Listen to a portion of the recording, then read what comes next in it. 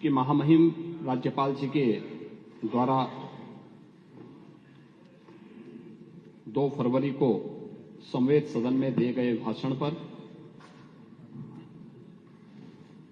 इस सदन के सम्मानित सदस्य डॉक्टर नीरज बोरा जी के द्वारा प्रस्तुत प्रस्ताव और जिसका अनुमोदन श्रीमती सरिता भदौरिया जी ने किया था,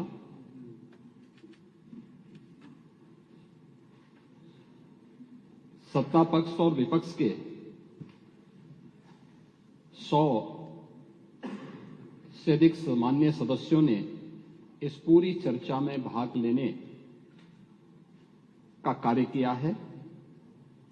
मैं इस पूरी चर्चा में भाग लेने वाले सभी माननीय सदस्यों को हृदय से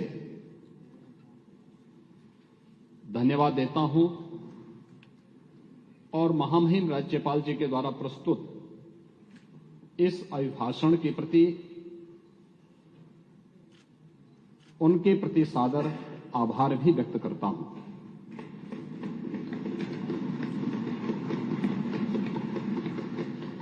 महोदय, नेता प्रतिपक्ष के पूरे भाषण के दौरान मैं सदन पे मौजूद था।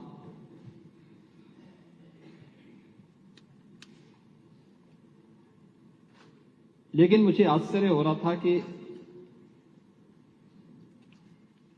अब बोलेंगे तब बोलेंगे, वह इस सदी की सबसे बड़ी घटना की ओर भी ध्यान आकर्षित करेंगे।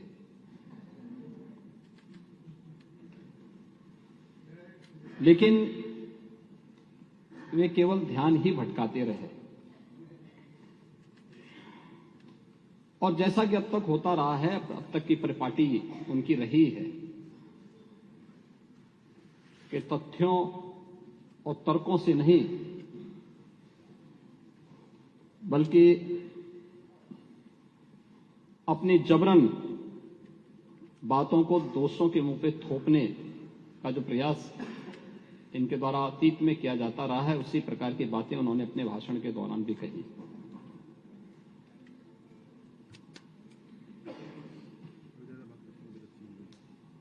महर्षि वेद व्यास जी ने एक बात कही थी बहुत पहले, आज से 5000 वर्ष पहले। महर्षि वेद व्यास से कैसे ऋषि हुए भारत के,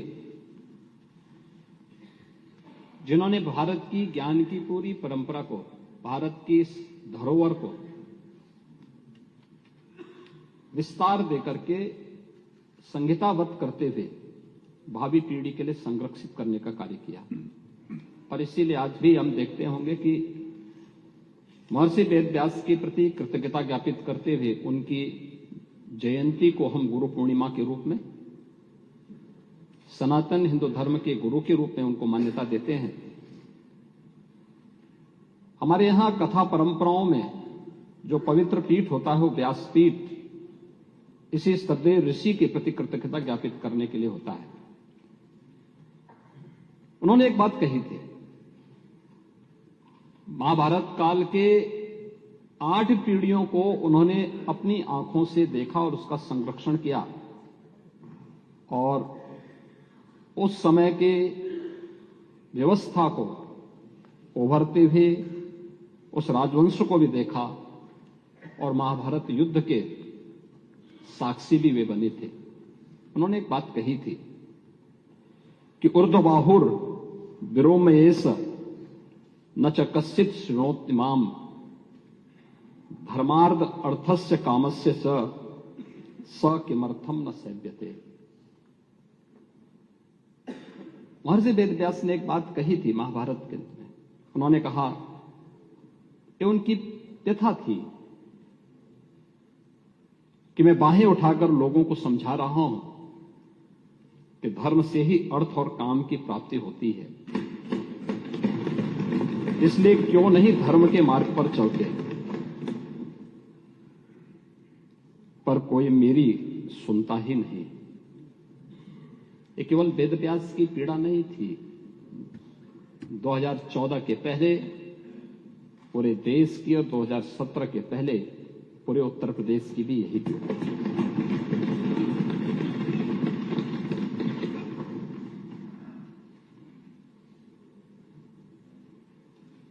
दो 2017 के पहले उत्तर प्रदेश को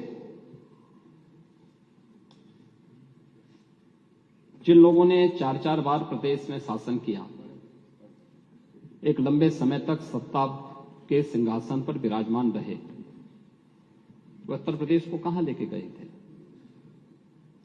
पहचान का संकट खड़ा कर दिया था उत्तर प्रदेश वासियों के सामने। एक पहचान का संकट आया था। यहां का नौजवान बाहर नहीं जा सकता था, पहचान छुपाने के लिए मजबूर था। उत्तर प्रदेश से बाहर निकलता था तो हे दृश्य देखा जाता था। नौजवान कहीं जाता था, नौकरी नहीं मिलती थी। यहां तो अवसर थे नहीं, लेकिन अगर उत्तर प्रदेश से बाहर जा रहा है तो नौकरी नहीं मिलती थी। किराए पर कमरे की बात तो दूर, होटल और धर्मशालाओं में भी कमरे नहीं मिल पाते थे। ये उत्तर प्रदेश की स्थिति 2017 के पहले बना दी गई थी। महोदय, कौन जिम्मेदार है इस स्थिति के लिए? और आज उत्तर प्रदेश ने 22 जनवरी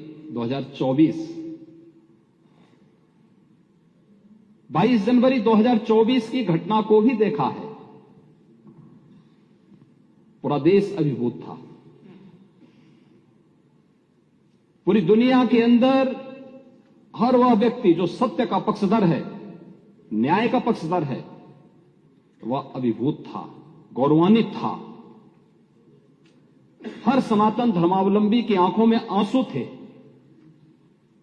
हर्ष के, गौरव के, और अपनी कई पीढ़ियों को वह इस आयोजन में प्रत्यक्ष या अप्रत्यक्ष रूप से उसके साथ सहभागी बनकर के अपनी पीढ़ियों के प्रति कृतज्ञता ज्ञापित भी कर रहा था और तर्पण भी अर्पित कर रहा था।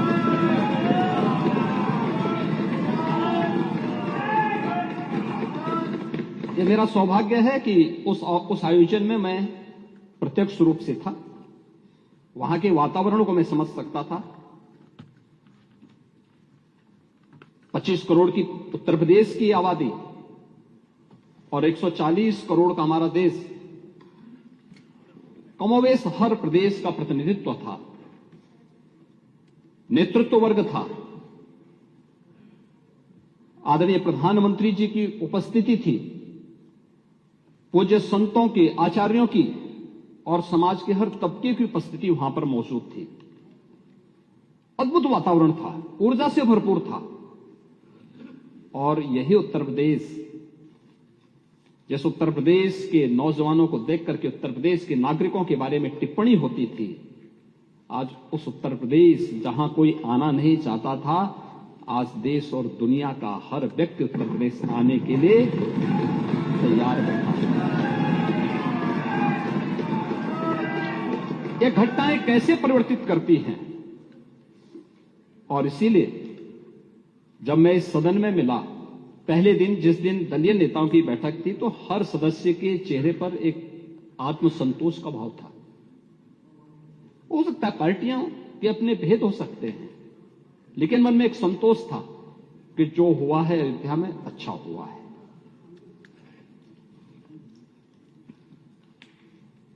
और हर व्यक्ति के मन में एक भाव था कि नहीं, अयोध्या हम सबको चलना चाहिए। यह अद्भुत, अलौकिक, अविस्मरणीय क्षण था। हर व्यक्ति गौरवान्वित था, गौरव की अनुभूति कर रहा था। और गौरव की अनुभूति इसलिए कर रहा था कि लगभग 500 वर्षों के एक लंबे अंतराल तक चले लंबे संघर्ष, लंबी कवायद, लंबा वाद विवाद, सर्वानुमति के साथ उसका समाधान का रास्ता निकला और पूरे देश की जनभावनाओं के अनुरूप आज रामलला के भव्य मंदिर के निर्माण का मार्ग प्रशस्त न केवल हुआ है, बल्कि रामलला वहां प्रत्यक्ष रूप से विराजमान भी हुए और सबकी पसंद। दुनिया के अंदर पहली घटना थी जहां प्रभु को अपने स्वयं के अस्तित्व के लिए स्वयं प्रमाण जुटाने पड़े थे, स्वयं प्रमाण जुटाने पड़े थे। लेकिन राम की मर्यादा हमें धैर्य की प्रेरणा देती है। उस धैर्य के साथ जो 500 वर्षों के एक लंबे अंतराल को सनातन हिंदू धर्मावलंबियों ने व्यतीत किया, ये वे धैर्य उस प्रसन्नता के रूप में, दीपोत्सव के रूप में, आतिशबाजी के रूप में 22 जनवरी को पूरे हिंदुस्तान के अंदर और दुनिया के अंदर जहां कहीं भी हम देख रहे थे, हर ओर से एक ही आवाज आ रही थी। यह अद्भुत क्षण था और हमें प्रसन्नता इस बात की थी, हम अंतःकरण से प्रसन्नता इस बात की थी कि प्रभु तो विराजमान हुए हैं, उनके भव्य और दिव्य प्रतिमा की प्राण प्रतिष्ठा का कार्यक्रम संपन्न हुआ है, भारत के गौरव की प्राण प्रतिष्ठा का कार्यक्रम संपन्न हुआ है। लेकिन प्रसन्नता इस बात की भी थी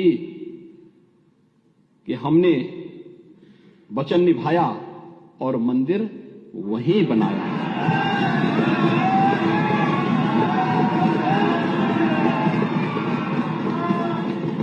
जो कहा सो किया, जो संकल्प लिया उसकी सिद्धि भी हुई। केवल बोलते नहीं हैं, करते भी हैं। और आज नव्य, भव्य और दिव्य अयोध्या को देख करके भी हर व्यक्ति अभिभूत है।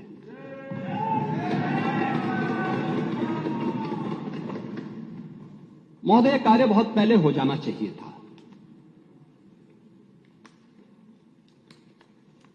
हम मानते हैं मंदिर का विवाद न्यायालय में था,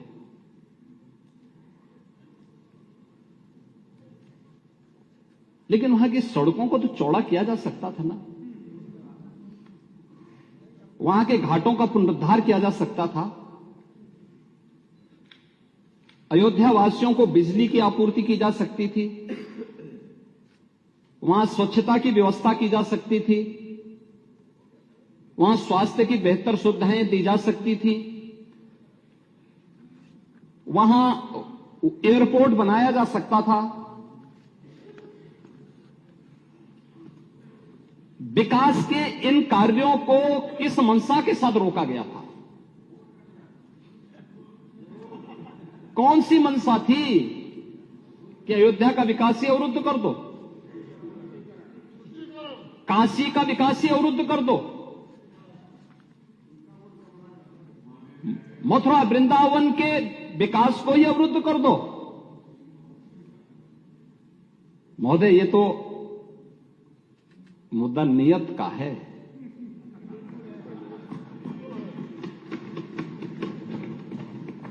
हमारी आस्था थी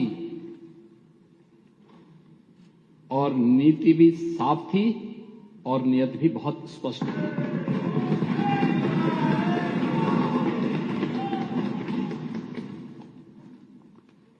हमने बिना रुके, बिना डिगे, बिना झुके हम लोग अयोध्या भी गए, प्रदेश के हर जनपद में गए।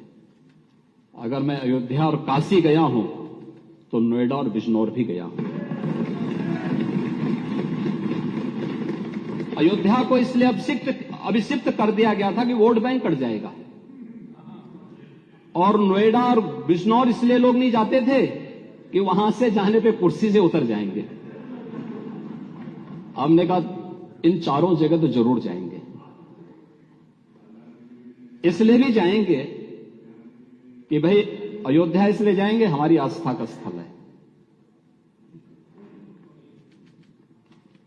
और ये मेरा सौभाग्य है और मेरी सरकार का सौभाग्य है कि अयोध्या का भव्य दीपोत्सव जो आज राष्ट्रीय आयोजन बन चुका है, राष्ट्रीय उत्सव बन चुका है, उसको हमारी सरकार को शुरू करने का सौभाग्य प्राप्त हुआ। हम लोगों ने शुरू किया। आज वो एक नित नए प्रतिमान स्थापित कर रहा है। अयोध्या उसकी एक पहचान दिलाई गई। अयोध्या भी हम लोग गए, कोई संकोच नहीं किया। लोग बोलते थे कि मामला, हमने कहा विवाद एक स्थल विशेष का होगा, न्यायालय में सुनवाई हो रही है, लेकिन अयोध्या का विकास और वहां की जनता को, वहां आने वाले श्रद्धालुओं को आप वंचित कैसे कर सकते हैं सुविधाओं से? हम लोग गए। नोएडा और बिजनौर के भी बारे में मुझे बताया गया कि मुख्यमंत्री नहीं जाते। मैंने कहा क्यों? कहा कि मुख्यमंत्री उतर जाते हैं। तो मैंने कहा जो कल होना है वो आज हो जाए, अच्छा है, लेकिन मैं जाऊंगा जरूर। मैं दोनों जगह भी गया। जब व्यक्ति स्वयं शाश्वत नहीं है तो फिर कुर्सी किसकी शाश्वत रहेगी? वो जरूर जाए, लेकिन जाऊंगा जरूर, क्योंकि नोएडा भी उत्तर प्रदेश का पार्ट है और बिजनौर भी उत्तर प्रदेश का पार्ट है। मैं जरूर जाऊंगा।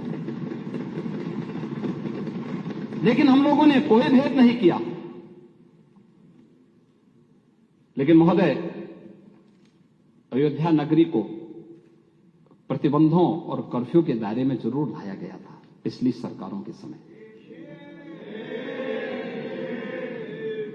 सदियों तक अयोध्या कुत्सित मंशा के लिए अभिषिक्त थी, एक सुनियोजित तिरस्कार भी झेलती रही। लोक आस्था और जनभावनाओं के साथ ऐसा खिलवाड़ संभवतः दूसरी जगह देखने को नहीं मिला होगा। अयोध्या के साथ अन्याय हुआ। और महोदय, जब मैं अन्याय की बात करता हूं तो हमें 5000 वर्ष पुरानी बात भी याद आने लगती है। उस समय पांडवों के साथ भी अन्याय हुआ था और उस समय कृष्ण गए थे कौरवों के पास। उन्होंने भी कहा था बस दे दो केवल 5 ग्राम, रखो अपनी धरती तमाम, हम वही खुशी से खाएंगे, परिजन पर अस्सी न उठाएंगे। लेकिन दुर्योधन वह भी दे न सका, आशीष समाज की ले न सका। यहां तक कि उसने भी भगवान श्री कृष्ण को बंधक बनाने का कुत्सित प्रयास किया। उल्टे हरि को बांधने चला, जो था साध्य साधने चला। यही तो हुआ था। यही तो हुआ था अयोध्या के साथ, और यही हुआ काशी के साथ, और यही हुआ था मथुरा के साथ भी। हमने यही तो कहा। उस समय 5 गांव मांगे थे। भाई, भगवान कृष्ण ने तो पहले कहा, जब वो समझौता कराने के लिए गए थे, महाभारत का युद्ध टालने के लिए गए थे, कि देना हो तो आधा दो, लेकिन इसमें भी यदि बाधा है तो दे दो केवल 5 ग्राम। लेकिन वो 5 गांव, लेकिन यहां तो ये समाज सैकड़ों वर्षों से यहां की आस्था केवल 3 के लिए बात कर रही है। 3 के लिए।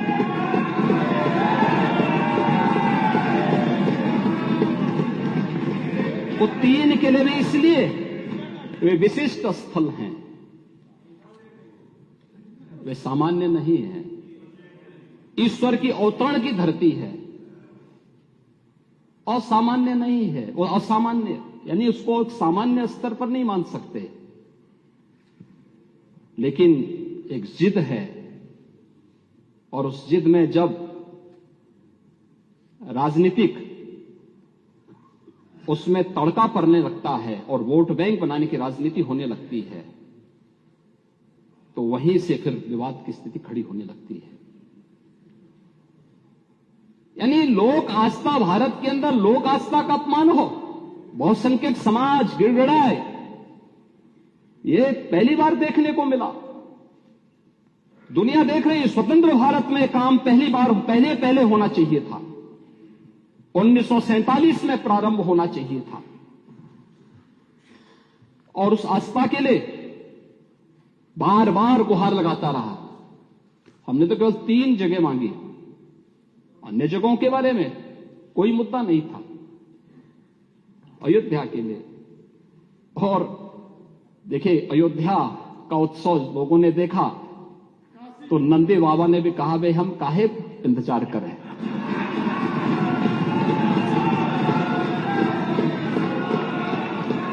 उन्होंने भी इंतजार किए बगैर रात्रि में बैरिकेड तोड़वा डाले।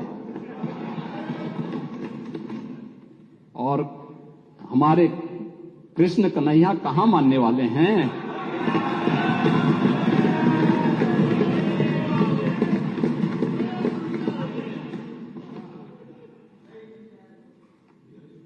विदेशी आक्रांताओं ने केवल इस देश के अंदर धन दौलत ही नहीं लूटा था, इस देश की आस्था को भी रौंदने का काम किया था। दुर्भाग्य है, आजादी के बाद उन विदेशी आक्रांताओं को महिमामंडित करने के कुत्सित प्रयास हुए अपने वोट बैंक के लिए, अपने वोट बैंक के लिए।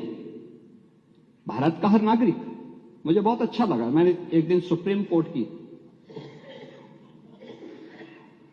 एक अधिवक्ता, संभवतः मैं उसका नाम जान नहीं पा रहा हूं, लेकिन कुछ संभवतः कोई सुबई खान है, उन्होंने, उनका एक वक्तव्य मैं सुन रहा था, बहुत अच्छा वक्तव्य बना। उन्होंने कहा, देखिए हम सब सनातन धर्मावलंबी हैं, हां मेरा मजहब इस्लाम हो सकता है, वो मेरी उपासना विधि है, मेरा मजहब है, लेकिन जन्म से हम सनातनी भारतीय हैं।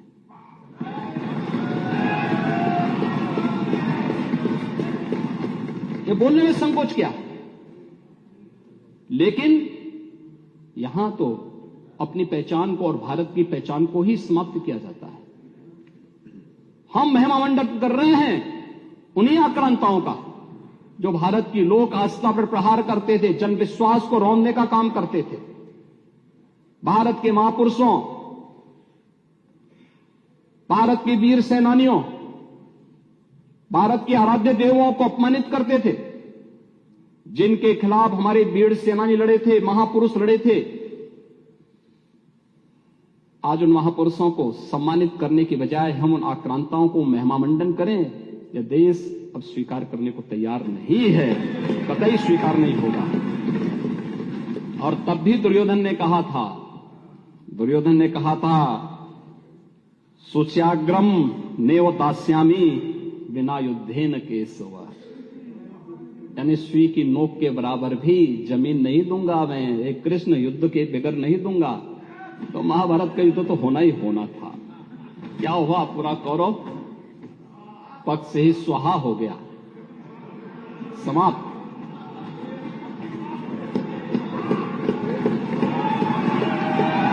और याद करना,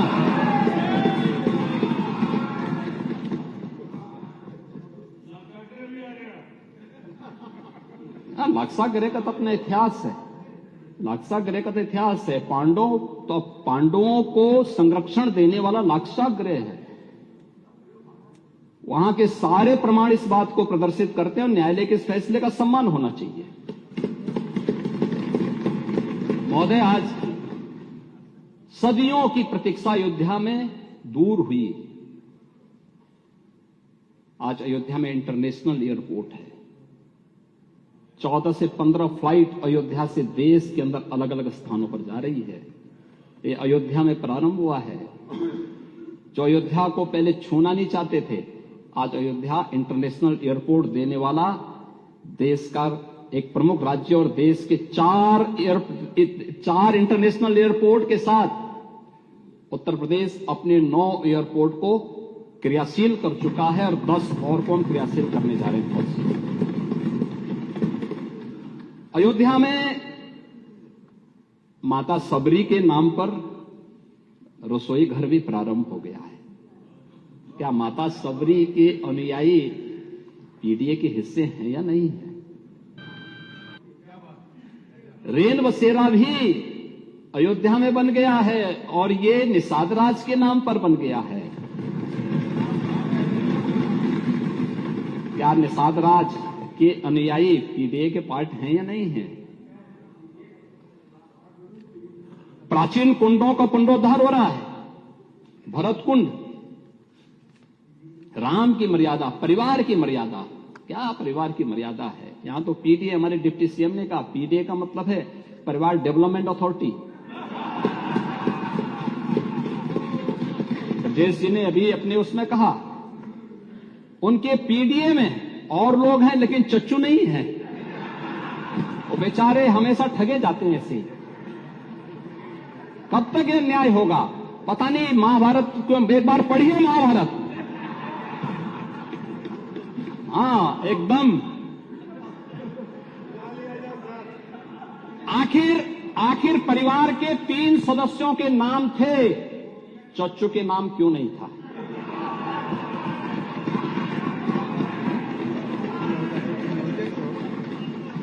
अरे उनका भी नाम देते, वरिष्ठ नेता थे। बेचारा रगड़ते रगड़ते अपने को जो है पीडीए में है ही नहीं। इसीलिए कह रहे हैं ना कि उन्होंने चाचू को ही भुला गए, परिवार के, यानी इस प्रकार से उन्होंने विस्मृत कर दिया कि साइडलाइन में थे ही नहीं, कैमरे के फोकस में नहीं थे, अब रेड कारपेट पे नहीं चल पाए। इसीलिए हम कह रहे हैं ना कि चच्चू को ही भूल गए और बेचारे चच्चू देखते रह जा रहे हैं कि ठगे गए एक बार फिर। अब ये तो अगर प्रभु राम को ये लोग मानते तो चच्चू के साथ अन्याय नहीं करते। रामायण से सीखते, रामायण में सीखते, या फिर कम से कम महाभारत से ही सीख जाइए। और आप तो वैसे भी कभी कभी आपके बयान आते रहते हैं, लेकिन आप फिर भी बोलते हैं। आप आस्था के बारे में जरूर बोलते हैं। आप देखो अध्यक्ष महोदय, कैमरे में क्यों नहीं थे? कैमरे के फोकस से बाहर क्यों थे? साइडलाइन क्यों थे? उसको माननीय नेता विपक्ष, प्लीज आप जब बोल रहे थे कोई भी नहीं बोला ना, आपसे रिक्वेस्ट है, प्लीज बीच में।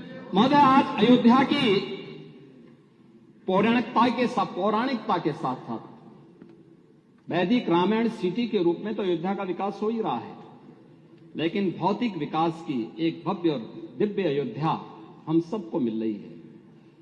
31,000 करोड़ रुपए से अधिक के प्रोजेक्ट वर्तमान में अयोध्या में और अयोध्या से जुड़े हुए अन्य इंफ्रास्ट्रक्चर पर खर्च या तो हो चुके हैं या हो रहे हैं। और इसमें धर्मपथ, श्री राम पथ, भक्ति पथ, जन्मभूमि पथ, इन सब का निर्माण कार्य हो चुका है। आज आप जाइए ना, सिंगल लेन की जो सड़कें थी अब वो 4 लेन की हो गई। वहां पे गुप्तार घाट, वहां पे राम घाट, नया घाट एक नए स्वरूप में आ गया। गुप्तार घाट आज कोई जाके देखेगा ना, कितना दिव्य स्थल बन चुका है। राम जी की पेड़ी, सत्र के पहले पानी वहीं सड़ता था। आज हरिद्वार की हरि जी की पेड़ी की तरह दर्शन देखना हो तो अयोध्या जी में राम जी की पेड़ी में, जहां दीपोत्सव का भव्य आयोजन होता है, वहां यह उत्सव भी देखने को मिलता है। भरत कुंड, सूरज कुंड, ब्रह्म कुंड, ये सभी कुछ आज अयोध्या में है। मल्टी लेवल पार्किंग, एक नहीं 6 मल्टी लेवल पार्किंग वहां काम कर रही है। रेन बसेरे बन रहे हैं। नई अयोध्या को बसाने के लिए एक टाउनशिप की नई स्कीम वहां पे आ रही है। हर राज्य को स्टेट गेस्ट हाउस बनाने के लिए भारत के सनातन धर्म से जुड़े हुए हर पंथ और संप्रदाय को अपने अपने संप्रदाय से संबंधित धर्मशाला निर्माण के लिए भी जमीन आवंटन की कार्रवाई अयोध्या धाम में हो रही है। एक नई अयोध्या का दर्शन अयोध्या में। और अयोध्या 22 जनवरी को ऐसे ही लग रही थी जैसे तुलसीदास जी ने कहा कि अवधपुरी प्रभु आवत जानी भई सकल शोभा के खाने। अयोध्यपुरी ऐसी चमक रही थी, यानी ऐसे लग रही थी, शोभायमान थी, पूरी तरह शोभायमान थी। महोदय, अयोध्या में मात्र एक मंदिर नहीं था, भारत का एक राष्ट्र मंदिर की पुनर्प्रतिष्ठा का कार्यक्रम संपन्न हुआ है। भारत के गौरव की पुनर्प्रतिष्ठा का कार्यक्रम संपन्न हुआ है। भारत के लोक आस्था का सम्मान हुआ है और भारत का जन विश्वास और भी सुदृढ़ हुआ है। भारत की लोकतांत्रिक व्यवस्था पर लोगों का विश्वास मजबूत हुआ है, सुदृढ़ हुआ है। भारत की सनातन आस्था गौरवान्वित हुई है। सचमुच उन सभी पूर्वजों के प्रति तर्पण अर्पण करने का भी एक अवसर था, जिन्होंने अपने आप को इस पूरे आंदोलन के प्रति होम किया था। 3 लाख से अधिक हिंदू शहीद हुआ था अयोध्या के लिए। ये लड़ाई संतों के स्तर पर, राजाओं के स्तर पर, वीरों और वीरांगनाओं के स्तर पर, निहंगों के स्तर पर, हर स्तर पर लड़ाई लड़ी गई थी। और 1984 के बाद राष्ट्रीय स्वयंसेवक संघ के नेतृत्व में, पूज्य संतों और विश्व हिंदू परिषद के नेतृत्व में जो लड़ाई लड़ी गई, उसकी परिणति थी कि अंत में 2019 में माननीय उच्चतम न्यायालय के एक सर्वानुमत फैसले के बाद एक निष्कर्ष पर पहुंचा गया और आज भव्य मंदिर का निर्माण वहां पर इस रूप में हम सबको देखने को मिला है।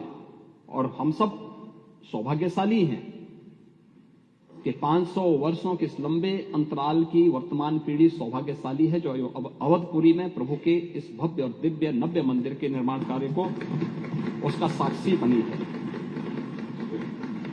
महोदय, 16 दिन में 36 लाख से अधिक श्रद्धालुओं ने अयोध्या धाम में दर्शन किया है। 36 लाख से अधिक। व्यवस्था ऐसी कि कोई पूरब से, कोई पश्चिम से। कल अरुणाचल प्रदेश के माननीय मुख्यमंत्री, वहां का पूरा कैबिनेट, वहां की पूरी विधानसभा अयोध्या धाम में दर्शन करने के लिए आई थी। आज फिजी के, कल नेपाल के लोग गए, नेपाल के माननीय सांसद गण गए थे। आज फिजी और कल सूरीनाम के राष्ट्र प्रमुख वहां जा रहे हैं। अन्य तमाम बड़े बड़े डेलीगेशन अयोध्या धाम में आ रहे हैं, दर्शन करने के लिए आ रहे हैं। और आज जो कोई अयोध्यापुरी में अब आ रहा है, बरबस उनके मुंह से तुलसीदास जी की पंक्तियां निकल पड़ी हैं कि अवधपुरी अति रुचिर बनाई। अब हर व्यक्ति इस बात को कहने के लिए मजबूर है। नहीं तो हमारे विपक्ष के मित्रों ने क्या कर दिया था अयोध्या में। उन्होंने अयोध्या को किस रूप में बना दिया था। अयोध्या गलियों में गोलियों की तड़तड़ाहट होती थी, परिक्रमा में परिक्रमाएं प्रतिबंधित होती थी, कर्फ्यू लगता था। अयोध्या आने के लिए देश के अंदर राम नामी गमछा अगर किसी ने ओढ़ा हुआ है, उसको गिरफ्तार करके बंद कर दिया जाता था। यही देश ने देखा। 1990 से लेकर के लगातार एक लंबी लड़ाई जिस स्तर पर लड़ी गई, और आज उसका परिणाम हम सबके सामने है कि आज अयोध्या में हम इस बात के लिए आश्वस्त कर सकते हैं, अब ये भव्य और दिव्य नव्य अयोध्या जिस रूप में आई है, ये हर भारतवासी को तो अपनी ओर आकर्षित करेगी, हर सनातन धर्मावलंबी को आकर्षित करेगी ही। देश के टूरिस्ट डेस्टिनेशन का, दुनिया का सबसे बड़ा केंद्र और दुनिया की सांस्कृतिक राजधानी बनने की ओर अग्रसर होगा। अयोध्यापुरी को उस रूप में विकसित करने की एक नई तैयारी सरकार के द्वारा प्रारंभ की गई है और उस ओर महामहिम राज्यपाल जी ने ध्यान आकर्षित भी किया है। हम इस बात के लिए कह सकते हैं, अब अयोध्या में कोई परिक्रमा में प्रतिबंध नहीं लगा सकता, क्योंकि पंचकोसी, 14 कोसी और 84 कोसी परिक्रमा को हम बहुत भव्य स्वरूप देने जा रहे हैं।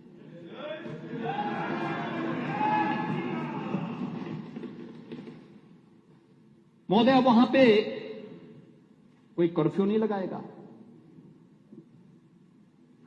अब तो वहां पे मंगल भवन अमंगल हारी की इस कीर्तन के साथ अयोध्या की गलियों में गूंज सुनाई देगी। अब अयोध्या, जिसका नाम अयोध्या था, सचमुच अयोध्या के रूप में जानी जाएगी, क्योंकि कुछ लोगों ने अपने निहित स्वार्थ के लिए उसको युद्ध की भूमि में बदल दिया था। लेकिन अब अयोध्या में ऐसा नहीं होगा। लेकिन हम आश्चर्यचकित थे कि जब यहां पे मेरे सहयोगी संसदीय कार्य मंत्री जी ने अयोध्या से संबंधित 500 वर्षों की प्रतीक्षा से संबंधित संकल्प को इस सदन में रखा था, तो संकल्प पे भी कुछ सदस्यों ने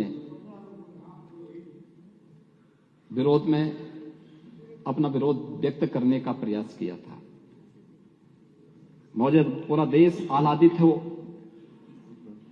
तब कुछ सदस्यों के द्वारा इस प्रकार का कृत्य जन भावनाओं के विपरीत है, जन आस्था के साथ खिलवाड़ है। और मैं तो यही कह सकता हूं कि जन भावनाएं तो यही कहती हैं कि जाके प्रियन राम वैदेही तजिए ताहि कोटि बैरिसम यद्यपि परम सने।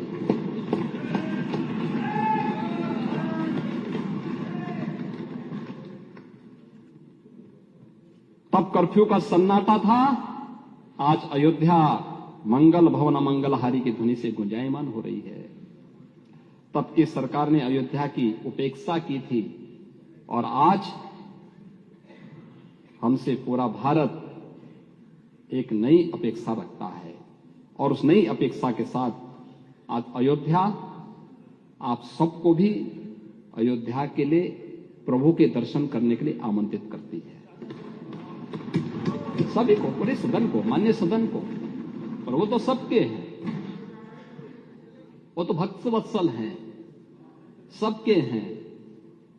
और हम सबको वहां जाना चाहिए अयोध्या में, क्योंकि तो भारत आ रहा है, वहां पे पूरा देश आ रहा है, पूरी दुनिया आना चाहती है अयोध्या। महोदय, महामहिम राज्यपाल जी ने अपने अभिभाषण की शुरुआत ही यहां से की, लेकिन हमारे नेता प्रतिपक्ष ने एक भी शब्द उस पर नहीं बोले, एक भी शब्द नहीं बोले। आज भी उनको वोट की चिंता है, यानी राज्य की चिंता नहीं है, वोट की चिंता है। गौरव की चिंता नहीं थे प्रदेश और देश की, लेकिन वोट की चिंता जरूर है। और ये वोट बैंक की चिंता तो बड़ी खतरनाक व्यथा है ये। और उस व्यथा को जो महर्षि वेदव्यास ने व्यक्त की थी, उसी व्यथा की ओर मैं ध्यान आकर्षित कर रहा था। यानी वोट बैंक के लिए हम किस स्तर पर जाकर के राष्ट्रीय मुद्दों पर, जन लोक आस्था के मुद्दे पर, जन विश्वास के मुद्दे पर कैसे खिलवाड़ कर रहे हैं। अभिभाषण की शुरुआत में राज्यपाल जी के द्वारा व्यक्त किए गए शब्दों का भी हम समर्थन नहीं कर पाए, क्योंकि वह तो पार्टी लाइन से ऊपर के शब्द थे। उसके प्रति पूरे सदन को संवेद स्तर से उसका समर्थन करना चाहिए था, लेकिन वह नहीं हो पाया। महोदय, महामहिम राज्यपाल जी ने माघ मेले की भी चर्चा की और अभिभाषण में बात कही कि माघ मेला को हम 2025 के प्रयागराज महाकुंभ के पूर्व के रिहर्सल के रूप में देख करके उसके अनुसार रणनीति भी बना रहे हैं और सरकार सचमुच उसके अनुरूप कार्य योजना को लेकर के आगे बढ़ी है। हमारे सामने उदाहरण है। ये हमारा सौभाग्य है, 2019 के प्रयागराज कुंभ को आयोजित करने का सौभाग्य हमारी सरकार को प्राप्त हुआ था। और 15 जनवरी से 4 मार्च 2019 तक प्रयागराज में जो कुंभ आयोजित हुआ, पहली बार 24 करोड़ से अधिक श्रद्धालुओं ने प्रयागराज कुंभ में आकर के एक नया कीर्तिमान स्थापित किया। सुरक्षा, स्वच्छता और सुव्यवस्था का क्या मॉडल हो सकता है, ये प्रयागराज कुंभ में देखने को मिला था। प्रयागराज कुंभ दुनिया के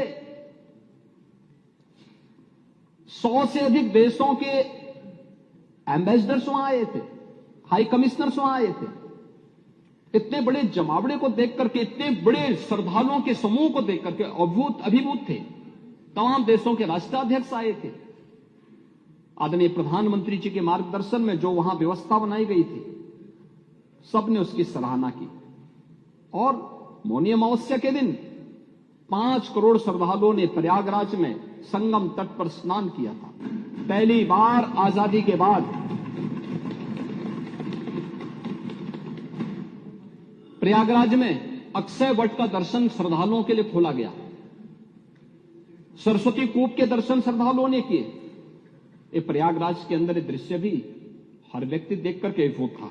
और हमारी सरकार ने अभी से व्यवस्था प्रारंभ की है कि हम लोग 2025 के कुंभ को भव्य और दिव्य रूप में स्वच्छता, सुरक्षा और सुव्यवस्था के उसी मॉडल के रूप में आगे लेकर के जाएंगे जो 2019 में दिया गया था, उसी मॉडल को। क्योंकि हमारा मानना है, अब अयोध्या में 19 के पहले जब प्रयागराज 19 में जब प्रयागराज कुंभ था, तब काशी में काशी विश्वनाथ धाम इस रूप में नहीं था।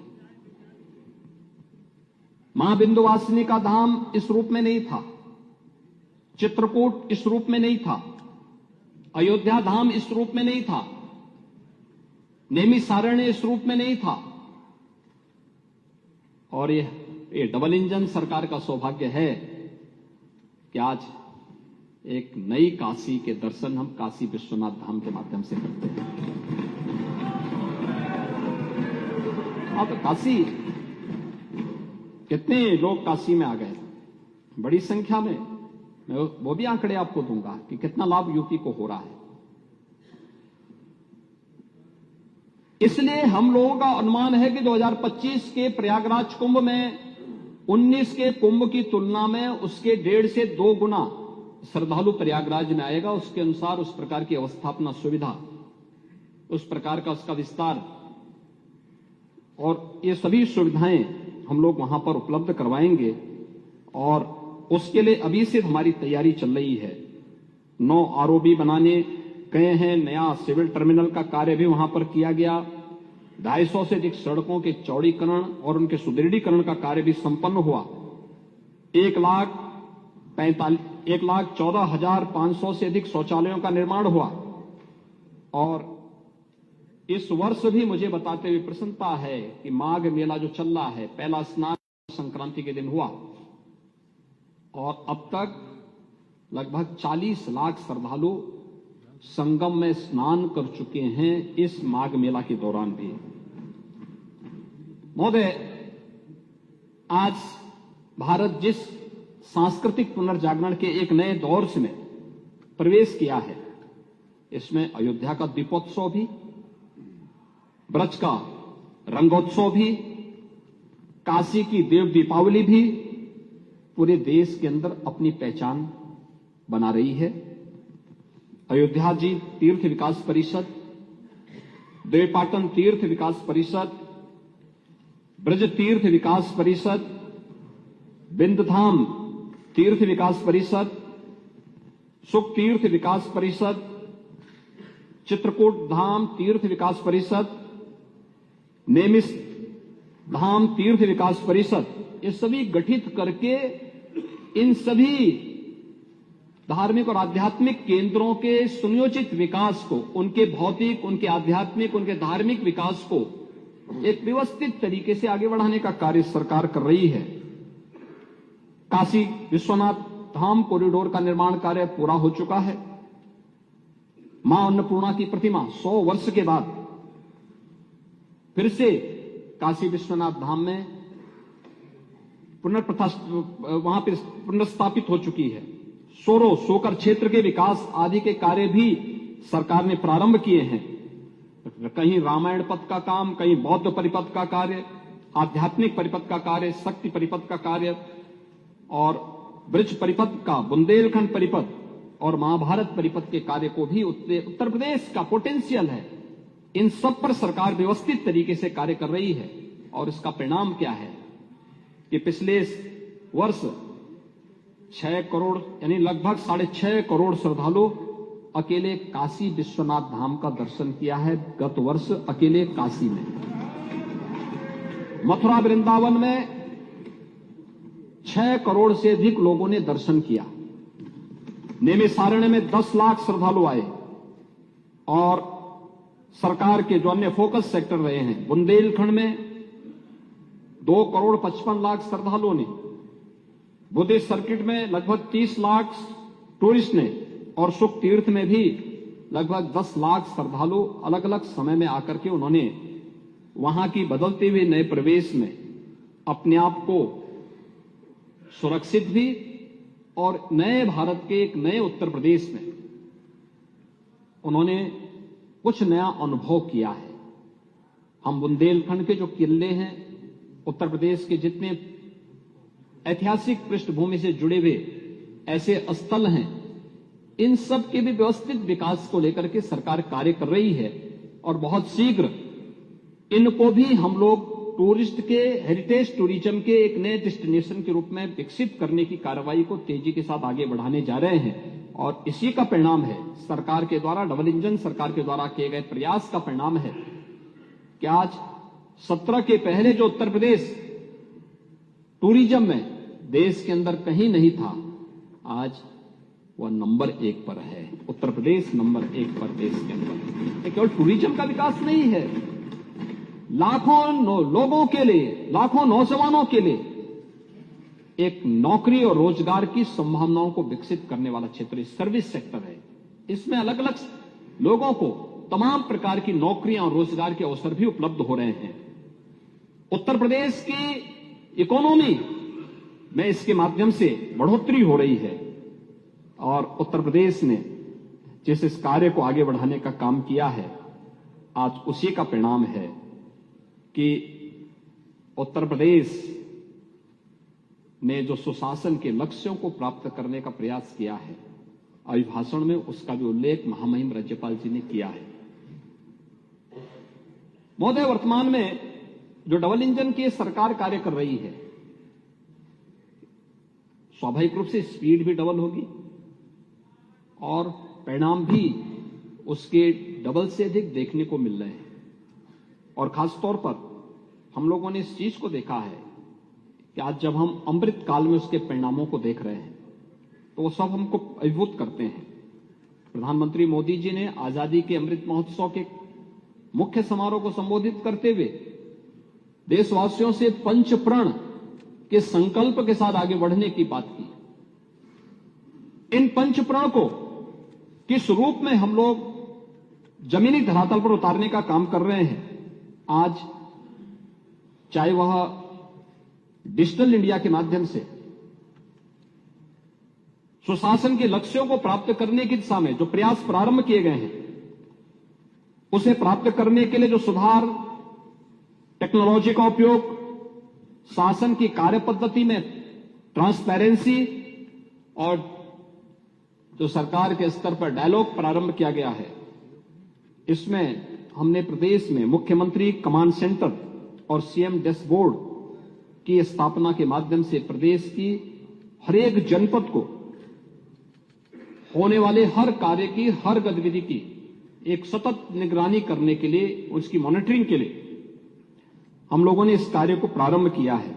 और उसी का परिणाम है कि संपूर्ण समाधान दिवस,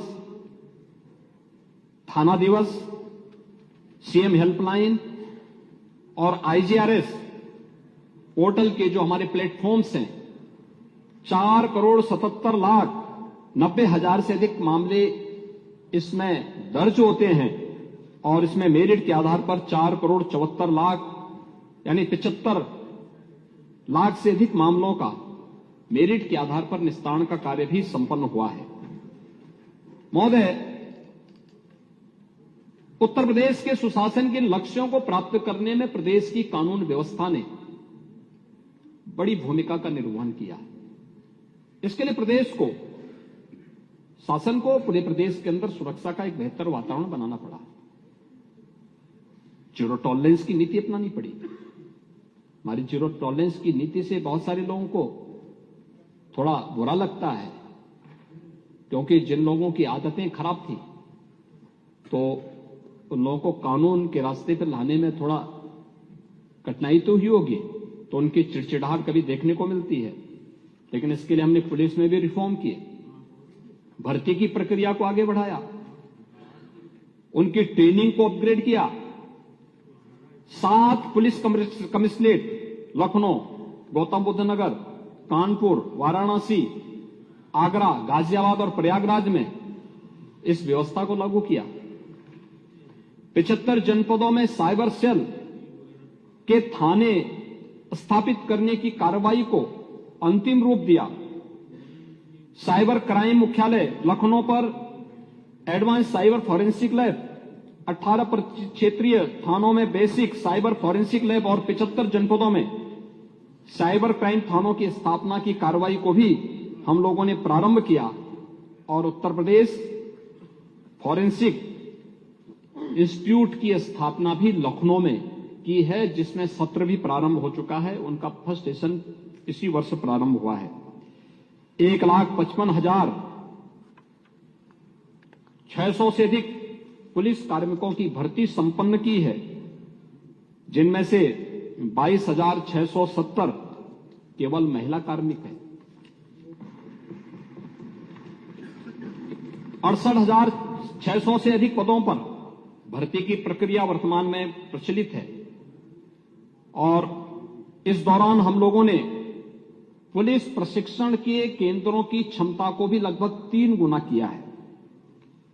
प्रदेश में 124 नए थाने, 88 नई चौकियां, 7 नए महिला पुलिस थाने, 4 नए आर्थिक अपराध इकाई थाने और 16 नए साइबर क्राइम थाने भी स्थापित किए हैं। एसडीआरएफ का गठन किया, उसकी 3 कंपनियों को क्रियाशील किया, 3 अतिरिक्त कंपनियों को सृजन की प्रक्रिया के साथ जोड़ा गया है। वीरांगना झलकारी बाई महिला पीएसी बटालियन गोरखपुर, वीरांगना अवंती बाई महिला पीएसी बटालियन बदायूं और वीरांगना उदा देवी महिला पीएसी बटालियन लखनऊ की स्थापना की कार्रवाई को आगे बढ़ाया। और पहली बार महिला पुलिस कार्मिकों को भी फील्ड की ड्यूटी देने के कार्य प्रारंभ किए गए और महिला बीट पुलिस अधिकारी के रूप में 10,000 से अधिक महिला बीट में उनकी तैनाती की गई। एंटी नार्कोटिक्स टास्क फोर्स का गठन भी प्रदेश के अंदर किया गया। इसके साथ साथ प्रदेश ने महत्वपूर्ण प्रतिष्ठानों की सुरक्षा के लिए स्पेशल सिक्योरिटी फोर्स का गठन किया। स्पेशल सिक्योरिटी फोर्स एसएसएफ ही अयोध्या धाम में भगवान राम के भव्य और दिव्य मंदिर की सुरक्षा में लगाई गई है। एसएसएफ, उत्तर प्रदेश एसएसएफ, जिसकी ट्रेनिंग आधुनिक पद्धति से कराई गई है और उसके कमांडो ही वहां सुरक्षा में तैनात हैं। देवबंद, सहारनपुर में, बहराइच, अलीगढ़, कानपुर सहित अन्य जनपदों में एटीएस की नई फील्ड यूनिट का गठन भी किया गया है। और प्रदेश में आज जब हम लोग प्रदेश की कानून व्यवस्था और सुरक्षा के माहौल को देखते हैं तो देश के अंदर स्वाभाविक रूप से इसको एक मॉडल के रूप में माना जाता है। एनसीआरबी के आंकड़े जो बताते हैं 2016 के सापेक्ष 2023 में अगर आप देखेंगे तो डकैती के मामलों में लगभग 87% कमी आई है, लूट के मामलों में लगभग 76% कमी आई है, हत्या के मामले में 43% कमी आई है, बलवा के मामले में 64%, फिरौती और अपहरण के मामलों में 72% और दुष्कर्म के मामलों में 46% की कमी देखने को मिली है। महोदय, ये एनसीआरबी के आंकड़े हैं और ये तब हैं जब किसी भी व्यवस्था को यहां पर कहीं भी पूरी ट्रांसपेरेंसी के साथ में, अगर आप देखेंगे जो हमारे नेता प्रतिपक्ष एक बात को यहां पे कह रहे थे और खासतौर पर उन्होंने एक चीज की यहां पे चर्चा की कि प्रदेश के अंदर रिस्पांस टाइम, यानी ये कह रहे थे कि हमने डायल 100 बनाया, आपने उसका नाम बदल दिया। पूरे देश के अंदर डायल 100 को डायल 112 के रूप में बदला गया है और एक इंटीग्रेटेड कमांड सेंटर के माध्यम से पूरे देश की इस व्यवस्था को संचालित करने की कार्रवाई को आगे बढ़ाया गया है। इसमें 2017 के पहले जो रिस्पांस टाइम था डायल 100 का, वो 25 मिनट 42 सेकंड का था। आज यह 9 मिनट 50 सेकंड का है। महिला पीआरबी में 446 वाहन का आज कार्यरत हैं, स्पेशली कार्यरत हैं। आज 25 लाख कॉल लैंडिंग की सुविधा को बढ़ा करके 60 लाख कॉल की यहां पर की गई है। पूर्व में 60,000 कॉल ट्रैकिंग क्षमता को बढ़ा करके लगभग 1,25,000 की जा रही है और 32,000 जो हमारे पास 4 व्हीलर थे पीआरबी के, उन्हें 4,278 किया जा रहा है और दोपहिया वाहन 1,600 से बढ़ा करके 2,000। टेक्नोलॉजी अपग्रेडेशन और अन्य कार्रवाई को भी प्राथमिकता के आधार पर बढ़ाया गया है। महोदय, महिला संबंधी अपराध के बारे में भी नेता प्रतिपक्ष के द्वारा यहां पर टिप्पणी की गई थी। महिलाओं के बारे में समाजवादी पार्टी का रवैया क्या है, ये तो महामहिम राज्यपाल के भाषण के दौरान के दृश्य को ही हम देख रहे थे। एक महिला राज्यपाल संवैधानिक प्रमुख है और वह भी इतनी वरिष्ठ वही भाषण कर रही है, लेकिन उनके लोग किस प्रकार की बातें कर रहे थे। यानी लगभग 1 घंटे से अधिक के भाषण में समाजवादी पार्टी का जो व्यवहार था वह महिलाओं के प्रति समाजवादी पार्टी के वास्तविक चरित्र को प्रदर्शित करता है। यानी किस प्रकार का व्यवहार। पहले तो कम से कम संविधान बाबा साहब भीमराव अंबेडकर जी के द्वारा बनाए गए संविधान का ही आप सम्मान करते कि संवैधानिक प्रमुख आ रहे हैं। आप सहमत नहीं होंगे, चुपचाप खड़े रहिए, सुनिए मत, कान में कुछ लगा दीजिए अगर आपको बहुत आपत्ति है तो। लेकिन वहां पे किस प्रकार का अभद्र व्यवहार किया जा रहा था, मैं तो भौचक था। लेकिन महिला संबंधी मुद्दे पे जब आप बोल रहे थे तब भी मुझे लगा कि हो सकता है कि कुछ हो। लेकिन मैं कह सकता हूं कि 2017 के पहले प्रदेश के अंदर केवल 14% से कम महिला वर्क फोर्स थी। आज इसकी संख्या 33% से अधिक बढ़ी है प्रदेश के अंदर। प्रदेश के अंदर मिशन शक्ति के नाम पर एक विशेष अभियान हम लोगों ने प्रारंभ किया है, जिसमें महिलाओं की सुरक्षा, उनका सम्मान और उनके स्वावलंबन का कार्यक्रम चल रहा है और जिसमें नेता कांग्रेस श्रीमती आराधना मिश्रा मोना जी जो कह रही थी, कन्या सुमंगला योजना, मुख्यमंत्री कन्या सुमंगला योजना, 17,82,000 बालिकाएं इससे वर्तमान में आच्छादित हैं और उन बालिकाओं को एक निश्चित व्यवस्था के अंतर्गत हम लोग यहां पे बालिका को कोई बोझ न माने, बल्कि कन्या लक्ष्मी के रूप में हर घर में पूजी जा सके, सम्मान प्राप्त कर सके, इसलिए बेटी के जन्म लेते ही उसके अकाउंट में पैसा आ जाए। मुख्यमंत्री कन्या सुमंगला योजना इस व्यवस्था के साथ, और अब 15,000 से इस राशि को बढ़ा के 25,000 कर दिया गया है। निराश्रित महिला पेंशन योजना, इसमें 31,50,000 से अधिक निराश्रित महिलाओं को पेंशन की सुविधा का लाभ, 1,000 रुपये महीना पेंशन की सुविधा का लाभ दिया जा रहा है। मातृवंदना योजना, 55 लाख माताएं इससे लाभान्वित हुई हैं। प्रदेश में वीसी सखी के रूप में 57,000 ग्राम पंचायतों में इसका गठन किया गया है और एक बहुत अच्छा मॉडल यूपी ने दिया है कि गांव-गांव में बैंकिंग सुविधा वीसी सखी के माध्यम से कैसे किया जा सकता है। कोरोना कालखंड में यूपी का यह मॉडल भी आज देश के अंदर एक मॉडल के रूप में माना जा रहा है।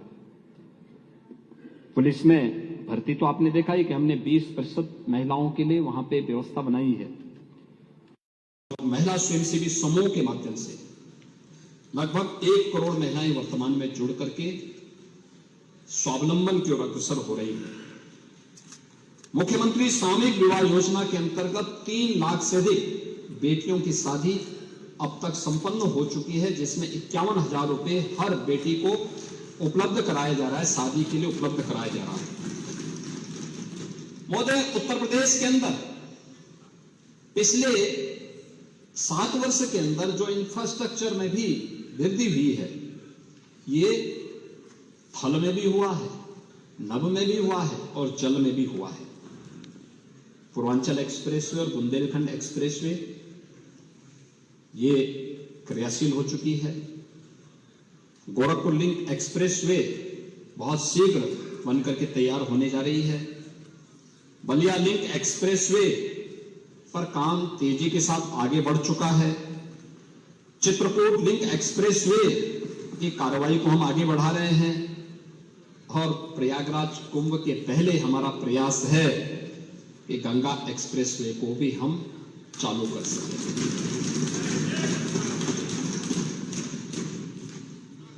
आज महोदय, नेता प्रतिपक्ष इस बात को कह रहे थे कि एक्सप्रेसवे में Lucknow Kanpur greenfield expressway, elevated जो एक्सप्रेसवे है, ये भारत सरकार के सहयोग से बन रही है। इसके अलावा बलिया लिंक एक्सप्रेसवे ये भारत सरकार के सहयोग से प्राप्त बन रही है। प्रदेश के अंदर जो विभिन्न जनपदों में हम लोगों ने इस कार्य को आगे बढ़ाने का काम किया है,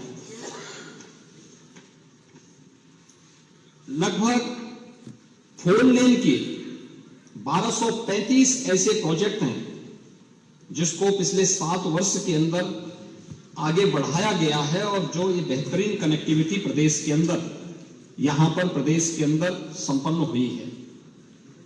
प्रदेश के अंदर एयरपोर्ट 16 डोमेस्टिक और 5 इंटरनेशनल एयरपोर्ट के साथ बहुत शीघ्र उत्तर प्रदेश 21 एयरपोर्ट वाला देश का पहला राज्य बनने जा रहा है। 17 के पहले 2 एयरपोर्ट मामले यानी चलते थे, लखनऊ और वाराणसी के, ये फुल्ली क्रियाशील थे, शेष आंशिक थे, कभी कभी एक फ्लाइट आ जाती थी। लेकिन आज 9 एयरपोर्ट पूरी तरह क्रियाशील हो चुके हैं, 10 एयरपोर्ट पूरी तरह क्रियाशील हो चुके हैं, 10-11 की स्वीकृति मिल चुकी है, किसी भी दिन हम उनको प्रारंभ करने जा रहे हैं। प्रदेश में आज जो हमारे 10 एयरपोर्ट हैं, इनमें 150 फ्लाइट 75 से अधिक डेस्टिनेशन तक हवाई सेवा उत्तर प्रदेश से प्रदान कर रही हैं और 16-17 की तुलना में हवाई यात्रियों की संख्या में लगभग 100 गुना से अधिक वृद्धि हुई है। प्रदेश के अंदर लैंडलॉक्ड स्टेट है, लेकिन इनलैंड वाटरवे का इस्तेमाल किया गया। यहां की नदियां, सदा नीरा नदियां, वर्ष भर इसमें पानी रहता है, उनको चैनलाइज करते हुए, डिसिल्टिंग करते हुए इनलैंड वाटरवे की कार्रवाई आगे बढ़ रही है। इसमें वाराणसी में मल्टी मॉडल टर्मिनल का निर्माण कार्य पूरा किया जा चुका है और अन्य जगहों पर भी हम इस कार्य को कर रहे हैं और प्रदेश में इनलैंड वाटरवे अथॉरिटी का गठन प्रदेश सरकार पूर्ण कर चुकी है और इसको हम आगे बढ़ा रहे हैं।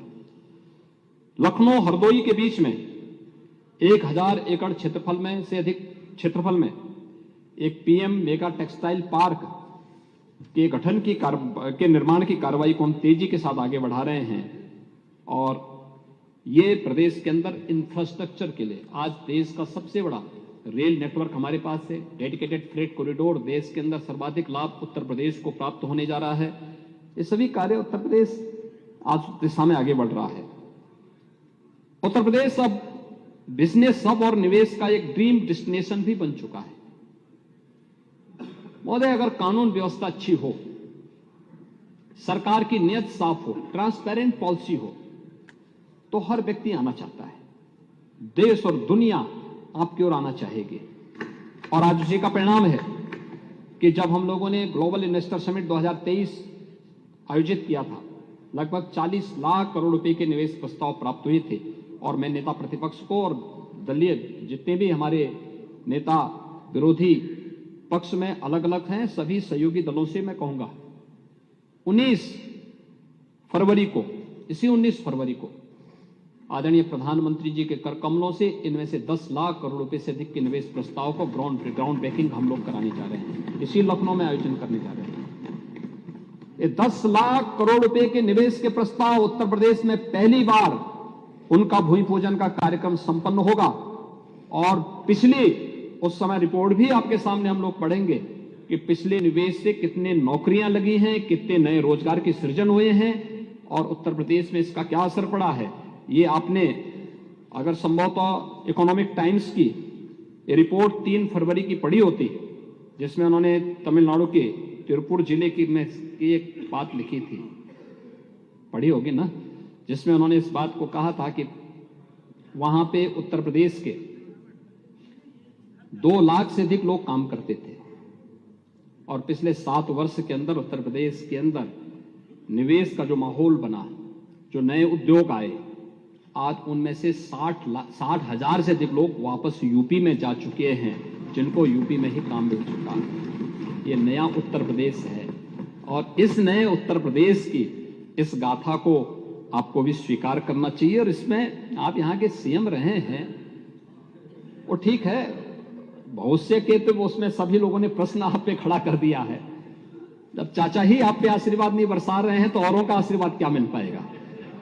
लेकिन कम से कम आपको इस बात पर गौरव की अनुभूति होनी चाहिए कि जिस उत्तर प्रदेश ने आपको मुख्यमंत्री के रूप में स्वीकार किया था कभी, आज उत्तर प्रदेश प्रगति कर रहा है, तो आपको तो खुश होना चाहिए, हर व्यक्ति को खुश होना चाहिए। हाँ? नहीं, चाचा तो आज भी साथ में है।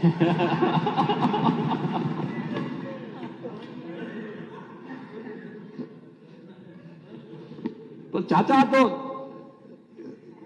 हाँ, महोदय ये इसलिए हुआ क्योंकि हमने एक कानून व्यवस्था का बेहतर माहौल दिया, ईज ऑफ डूइंग बिजनेस, निवेश मित्र पोर्टल और सिंगल विंडो सिस्टम के साथ साथ जो प्रदेश की इन्वेस्टमेंट फ्रेंडली पॉलिसीज थी, उसका परिणाम है कि आज हर निवेशक उत्तर प्रदेश के अंदर आना चाहता है, जिसमें हर एक व्यक्ति की जवाबदेही भी है और हमारी नीतियों में पारदर्शिता भी है। इसका परिणाम है कि उत्तर प्रदेश में हर व्यक्ति आना चाहता है। महोदय, ऊर्जा के क्षेत्र में भी उत्तर प्रदेश के अंदर जो कार्य हुआ है, नेता प्रतिपक्ष बार बार इस पे उंगली उठाते हैं, लेकिन 16-17 में कुल विद्युत का उत्पादन जो था 5,600 मेगावाट था और वर्तमान में हम लोग 8,688 मेगावाट विद्युत का उत्पादन उत्तर प्रदेश के अंदर कर रहे हैं और इस वर्ष के अंत तक यह हम 12,800 तक इस उत्पादन क्षमता को बढ़ाने का काम करेंगे। विद्युतीकरण 1947 से लेकर के 17 तक 1,28,000 मजदूरों तक विद्युत पहुंच पाई थी और 2017 से 2023-24 तक इन लगभग 7 वर्ष में हम लोगों ने 2,49,818 मजदूरों तक विद्युत की यानी विद्युतीकरण के कार्य को संपन्न किया है। 100% सैचुरेशन के लक्ष्य को हमने प्राप्त किया है। 12 से 17 के बीच में केवल 8,44,000 विद्युत कनेक्शन दिए गए।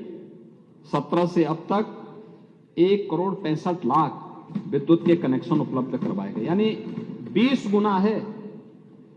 समाजवादी पार्टी के कालखंड से 20 गुना अधिक दिया गया। 2017 के पहले विद्युत का कोई अता पता नहीं था, लेकिन 2017 के बाद ग्रामीण क्षेत्र में 18 घंटे, तहसील मुख्यालयों में 21 से 22 घंटे और जनपद मुख्यालयों में 23 से 24 घंटे की विद्युत की आपूर्ति हम लोग अनवरत कर रहे हैं। 17 के पहले प्रदेश में 288 मेगावाट सोलर ऊर्जा केवल बन पाती थी, उसका प्रोडक्शन होता था। वर्तमान में यह लगभग 2600 मेगावाट हो गई है। यानी केवल सोलर एनर्जी के ही क्षेत्र में हमने 10 गुना से अधिक वृद्धि की है। और मुझे बताते हुए प्रसन्नता है, अयोध्या और काशी को सोलर सिटी के रूप में विकसित किया जा रहा है। बुंदेलखंड एक्सप्रेसवे को सोलर एक्सप्रेसवे के रूप में विकसित करने की कार्रवाई हमारी चल रही है। और अभी अयोध्या में 10 किलोमीटर लंबे मार्ग को सोलर स्ट्रीट लाइट से प्रकाशित करने का काम भी सरकार ने किया है। महोदय, अन्नदाता किसानों के बारे में भी सरकार ने अपने कार्यक्रम को तेजी के साथ आगे बढ़ाया और ये सरकार तो अन्नदाता किसानों के लिए समर्पित रही है। हमारी सरकार की पिछली सरकार जब मार्च 17 में आई तो पहले कैबिनेट में हम लोगों ने प्रदेश के अंदर 86 लाख लघु और सीमांत किसानों के 36,000 करोड़ रुपए के ऋण माफी के कार्यक्रम से ही शुरुआत की थी। किसानों के लिए पिछले 10 वर्ष में डबल इंजन सरकार ने मोदी जी के नेतृत्व में और पिछले 7 वर्ष में यूपी के अंदर हमारी सरकार ने जो कार्य किया, लगभग 23 लाख हेक्टेयर लैंड को तो प्रधानमंत्री कृषि सिंचाई योजना के माध्यम से अतिरिक्त सिंचाई की क्षमता उपलब्ध करवाई। प्रदेश के अंदर हम लोगों ने प्रधानमंत्री किसान सम्मान निधि के माध्यम से किसानों को 2,62,00,000 किसान इससे सीधे सीधे लाभान्वित हुए हैं। और कृषि विकास दर को अगर आप देखेंगे तो 2016-17 की तुलना में 16-17 में जो कृषि विकास की दर थी 6.6 थी, आज 22-23 में वो बढ़कर के 18.2% पहुंची है। लगभग 3 गुना बढ़ी है। ये उत्तर प्रदेश की वर्तमान स्थिति सरकार के द्वारा थोड़ा भी प्रोत्साहन दिया गया, उसके परिणाम सामने आए हैं। और इस चालू पेराई सत्र में हम लोगों ने अन्नदाता किसानों का सम्मान बढ़ाते हुए गन्ना मूल्य भी बढ़ाया है। 350 रुपए से 370 रुपए प्रति क्विंटल किया है। गन्ने की अगेती जो प्रजाति है उसके नाम पर, और 20 रुपए प्रति क्विंटल के हिसाब से उसको बढ़ाने का काम किया है। 16-17 में जो गन्ने का क्षेत्रफल था, जो मात्र 20 लाख हेक्टेयर था, आज 23-24 में वो बढ़कर के लगभग 29.66 लाख हेक्टेयर बढ़ा है। यानी सरकार ने अनुकूल माहौल दिया तो उसमें बढ़ोतरी हुई। गन्ने का उत्पादन आज 1486 लाख टन से बढ़कर के 2492 लाख टन यहां पे हो चुका है। और प्रदेश के अंदर इसी प्रकार से अगर आप देखेंगे गन्ना मूल्य के भुगतान को लेकर के 1995 से लेकर के 2017 तक, महोदय 1995 से 2017 तक 22 वर्ष में 2,13,000 करोड़ रुपए का गन्ना मूल्य का भुगतान हुआ था। 2,13,000 करोड़ रुपए का।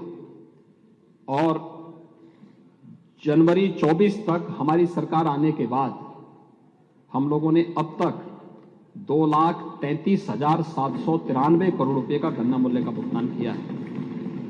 यानी 22 वर्ष में जितना उससे ज्यादा हम मात्र 7 वर्ष में अन्नदाता किसानों के खाते में सीधे पैसा दे चुके हैं। आज प्रदेश में 120 चीनी मिलें हमारी वर्तमान में क्रियाशील हैं और प्रदेश में लगातार इस क्षमता को बढ़ाया जा रहा है। महोदय, 17 के पहले बिचौलियों के भरोसे खेती किसानी को छोड़ दिया गया था, लेकिन हमारी सरकार आने के बाद किसानों के जीवन में परिवर्तन लाने के लिए अनेक प्रयास प्रारंभ हुए। सरकार आई, हम लोगों ने उन राज्यों में जहां पर प्रोक्यूरमेंट की पॉलिसी है, 17 के पहले प्रोक्यूरमेंट की पॉलिसी यूपी में नहीं थी, बिचौलियों के माध्यम से खरीदा जाता था। चौधरी लक्ष्मी नारायण जी के नेतृत्व में हमने टीम भेजी थी।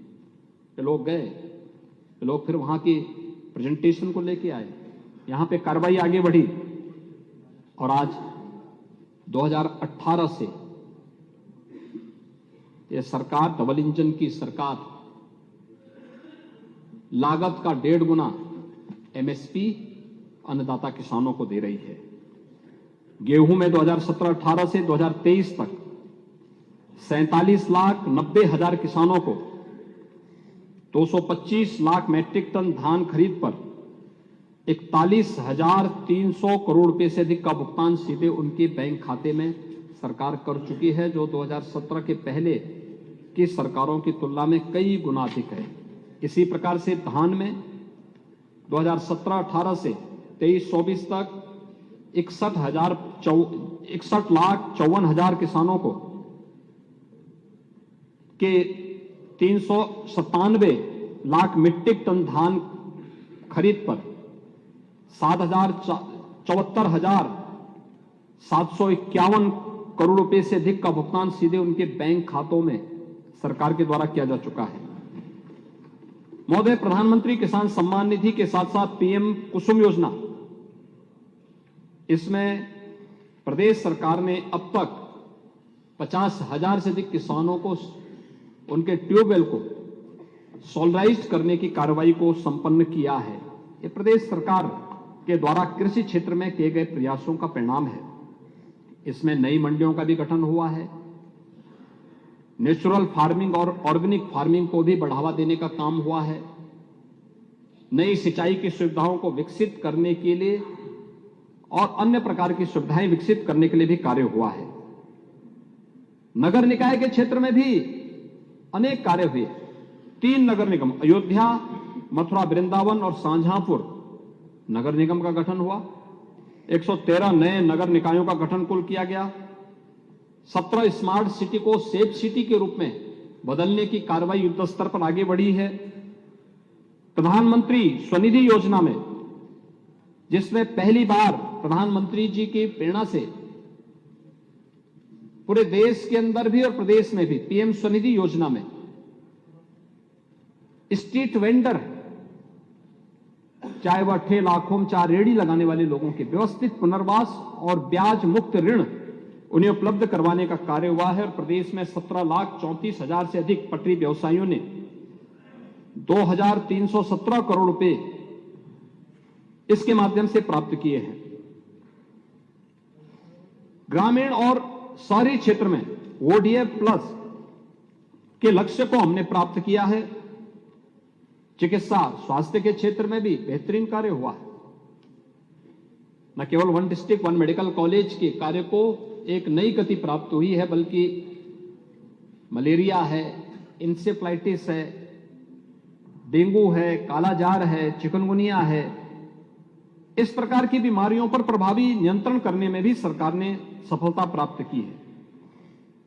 प्रदेश के अंदर जो मुख्यमंत्री आरोग्य मेला लग रहे हैं, हर रविवार को लगते हैं और अब तक लगभग 12.5 करोड़ से अधिक रोगी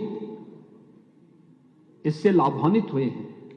हर जिले में आज डायलिसिस सेंटर स्थापित हुए हैं, वहां से उनको बेहतरीन सुविधा प्राप्त हो रही है। और उसी का परिणाम है कि 2012 से 17 के बीच जो मातृ मृत्यु दर 285 थी, आज वह घट करके लगभग 165 से 167 के बीच में है। शिशु मृत्यु दर जो 48 प्रति हजार थी, आज वह घट करके 38 प्रति हजार हो गई है। प्रदेश में अभी यूनियन बजट आया है और केंद्र के इस बजट में आयुष्मान भारत योजना में आंगनबाड़ी और आशा बहनों को शामिल किए जाने का जो निर्णय हुआ है, ये प्रदेश की भी लाखों आंगनबाड़ी और आशा बहनें इससे लाभान्वित होने जा रही हैं। महोदय, स्कूली शिक्षा का भी कायाकल्प हुआ है।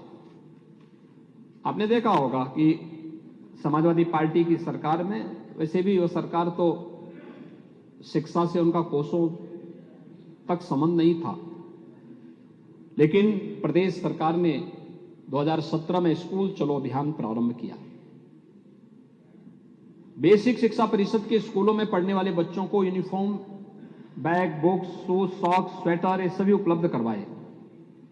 ऑपरेशन कायाकल्प में मैंने इसी सदन में माननीय सदस्यों का भी आह्वान किया था। समाज के मानिंदों ने भी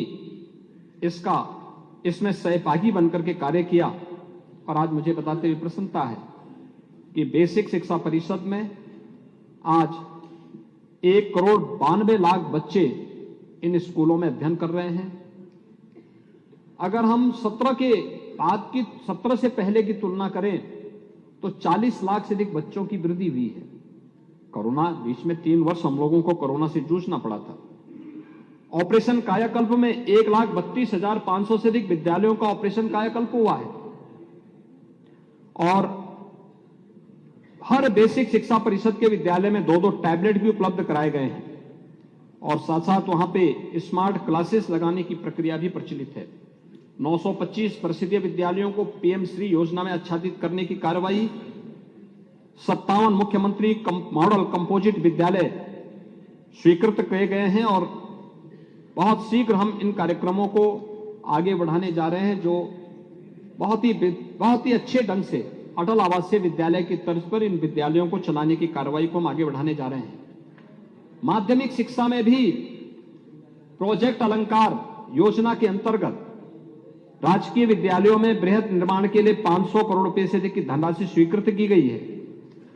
यानी ये वे विद्यालय हैं जो हमारे गवर्नमेंट इंटर कॉलेजेस थे, गर्ल्स गवर्नमेंट इंटर कॉलेजेस थी, बहुत पुराने थे, जर्जर इंफ्रास्ट्रक्चर था, भवन बहुत जर्जर हो चुके थे, उन सब के लिए भी धनराशि दी गई है। 1,349 विद्यालयों के लिए इसके लिए धनराशि अब तक उपलब्ध करवाई गई है।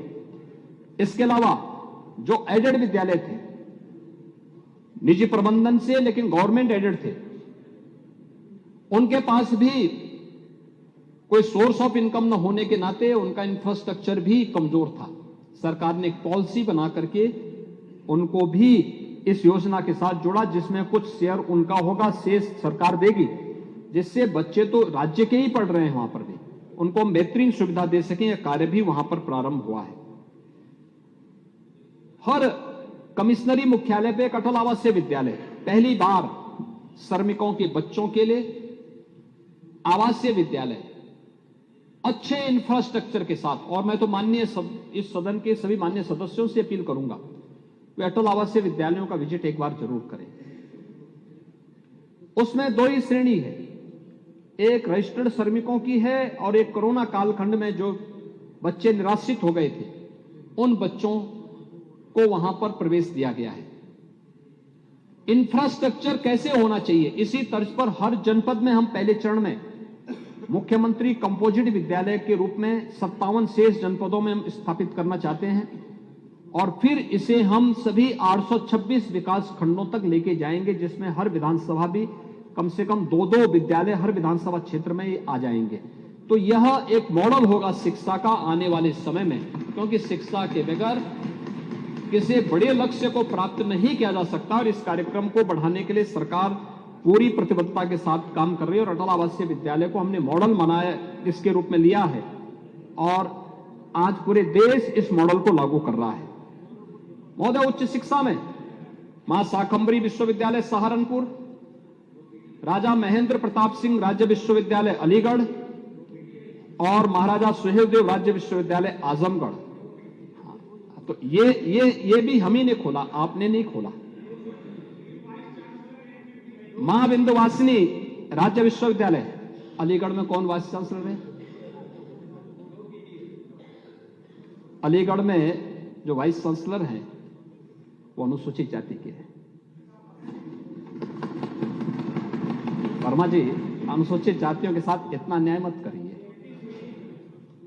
एक नहीं, अब मैं ये गिनाने का समय नहीं, जब गिनाना प्रारंभ कर दूंगा ना आप लोग फिर सामने से मुंह बात नहीं कर पाएंगे, इसलिए अच्छा होगा कि शांति रहे तो अच्छा रहेगा।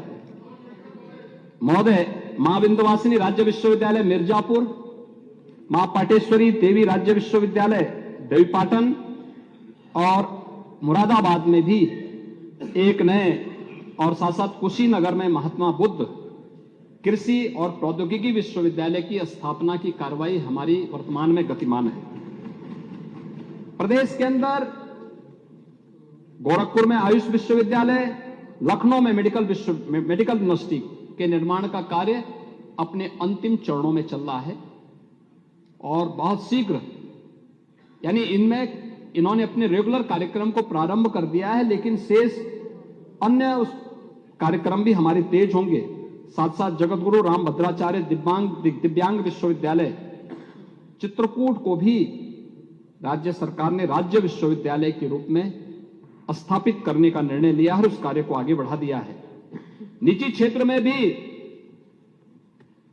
15 विश्वविद्यालयों को लेटर ऑफ परफॉर्मेंस, 15 को लेटर ऑफ इंटेंट जारी किए गए हैं और लगभग 1 दर्जन से अधिक अन्य आवेदन हमारे पास आए हैं। जो नए निजी विश्वविद्यालय, सरकार ने एक पॉलिसी बनाई है, शिक्षा की गुणवत्ता बनी रहे इसके लिए भी सरकार कार्य करने को प्रतिबद्ध है और उन्हीं सब मानकों के अनुरूप उन विश्वविद्यालयों के गठन के लिए भी अनुमति दी जा रही है। 26 नए पॉलिटेक्निक की स्थापना, जिनमें 15 क्रियाशील हो चुके हैं। 35 ITI, जिनमें 8 क्रियाशील हो चुके हैं। 150 ITI जो टाटा टेक्नोलॉजीज के साथ मिलकर के उनके न्यू एज कोर्सेज को हम उनके साथ जोड़ सकें, इन सब के साथ उनके अपग्रेडेशन की कार्रवाई युद्ध स्तर पर आगे बढ़ रही है। स्वामी विवेकानंद युवा सशक्तिकरण योजना के अंतर्गत 17,61,000 से अधिक युवा स्मार्टफोन से और 7,54,000 युवा टैबलेट से प्रदेश में हम लोग आच्छादित कर चुके हैं और ये निरंतर जारी है। और प्रदेश सरकार के द्वारा किए गए प्रयासों का ही परिणाम है कि पिछले 6 वर्ष के अंदर 6.5 पौने 7 वर्ष के अंदर 6 लाख सरकारी नौकरी हमने पूरी पारदर्शी तरीके से सरकार ने दी है। प्रदेश में 2 करोड़ से अधिक नौजवानों को प्रदेश में ही नौकरी और रोजगार की सुविधा भी उपलब्ध करवाई है। 1 करोड़ 10 लाख से अधिक युवाओं को और उद्यमियों को प्रदेश में स्वरोजगार के साथ जोड़ने का अवसर भी प्रदान किया है।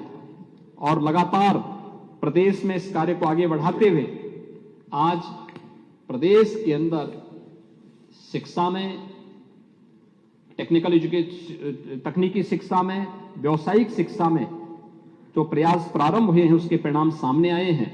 और अभी हमारे श्रम और सेवायोजन विभाग और व्यावसायिक शिक्षा विभाग ने मिलकर के यूपी के स्किल मैन पावर की डिमांड न केवल उत्तर प्रदेश में और देश में बल्कि दुनिया में भी हो रही है। 5,000 युवा उत्तर प्रदेश के अभी इजराइल के लिए गए हैं, वो इजराइल के लिए चयन हुए हैं। इन 5,000 युवाओं को जिन्होंने ITI की है और इन सभी युवाओं को वहां पर इन सभी युवाओं के लिए चयन की प्रक्रिया पूरी होने के साथ महोदय जो सुविधा वहां मिलेगी, वहां की गवर्नमेंट स्वयं इसमें इन्वॉल्व हो रही है और प्रक्रिया को आगे बढ़ाते हुए लॉजिंग फूडिंग फ्री और उसके बाद भी 1.25 लाख से लेकर 1.5 लाख रुपए हर महीने उन युवाओं को वहां प्राप्त होंगे।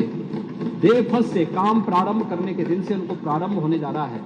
यहां दोनों सरकारें इस संबंध में उनके साथ जुड़ रही हैं जिससे उनके हितों को संरक्षित भी किया जा सके और प्रदेश के युवाओं को बेहतरीन सुविधा भी उपलब्ध कराया जा सके।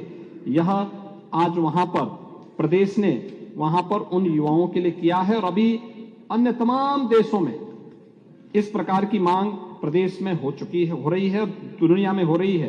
ये एक नए भारत के नए उत्तर प्रदेश की बात हम सबके सामने है।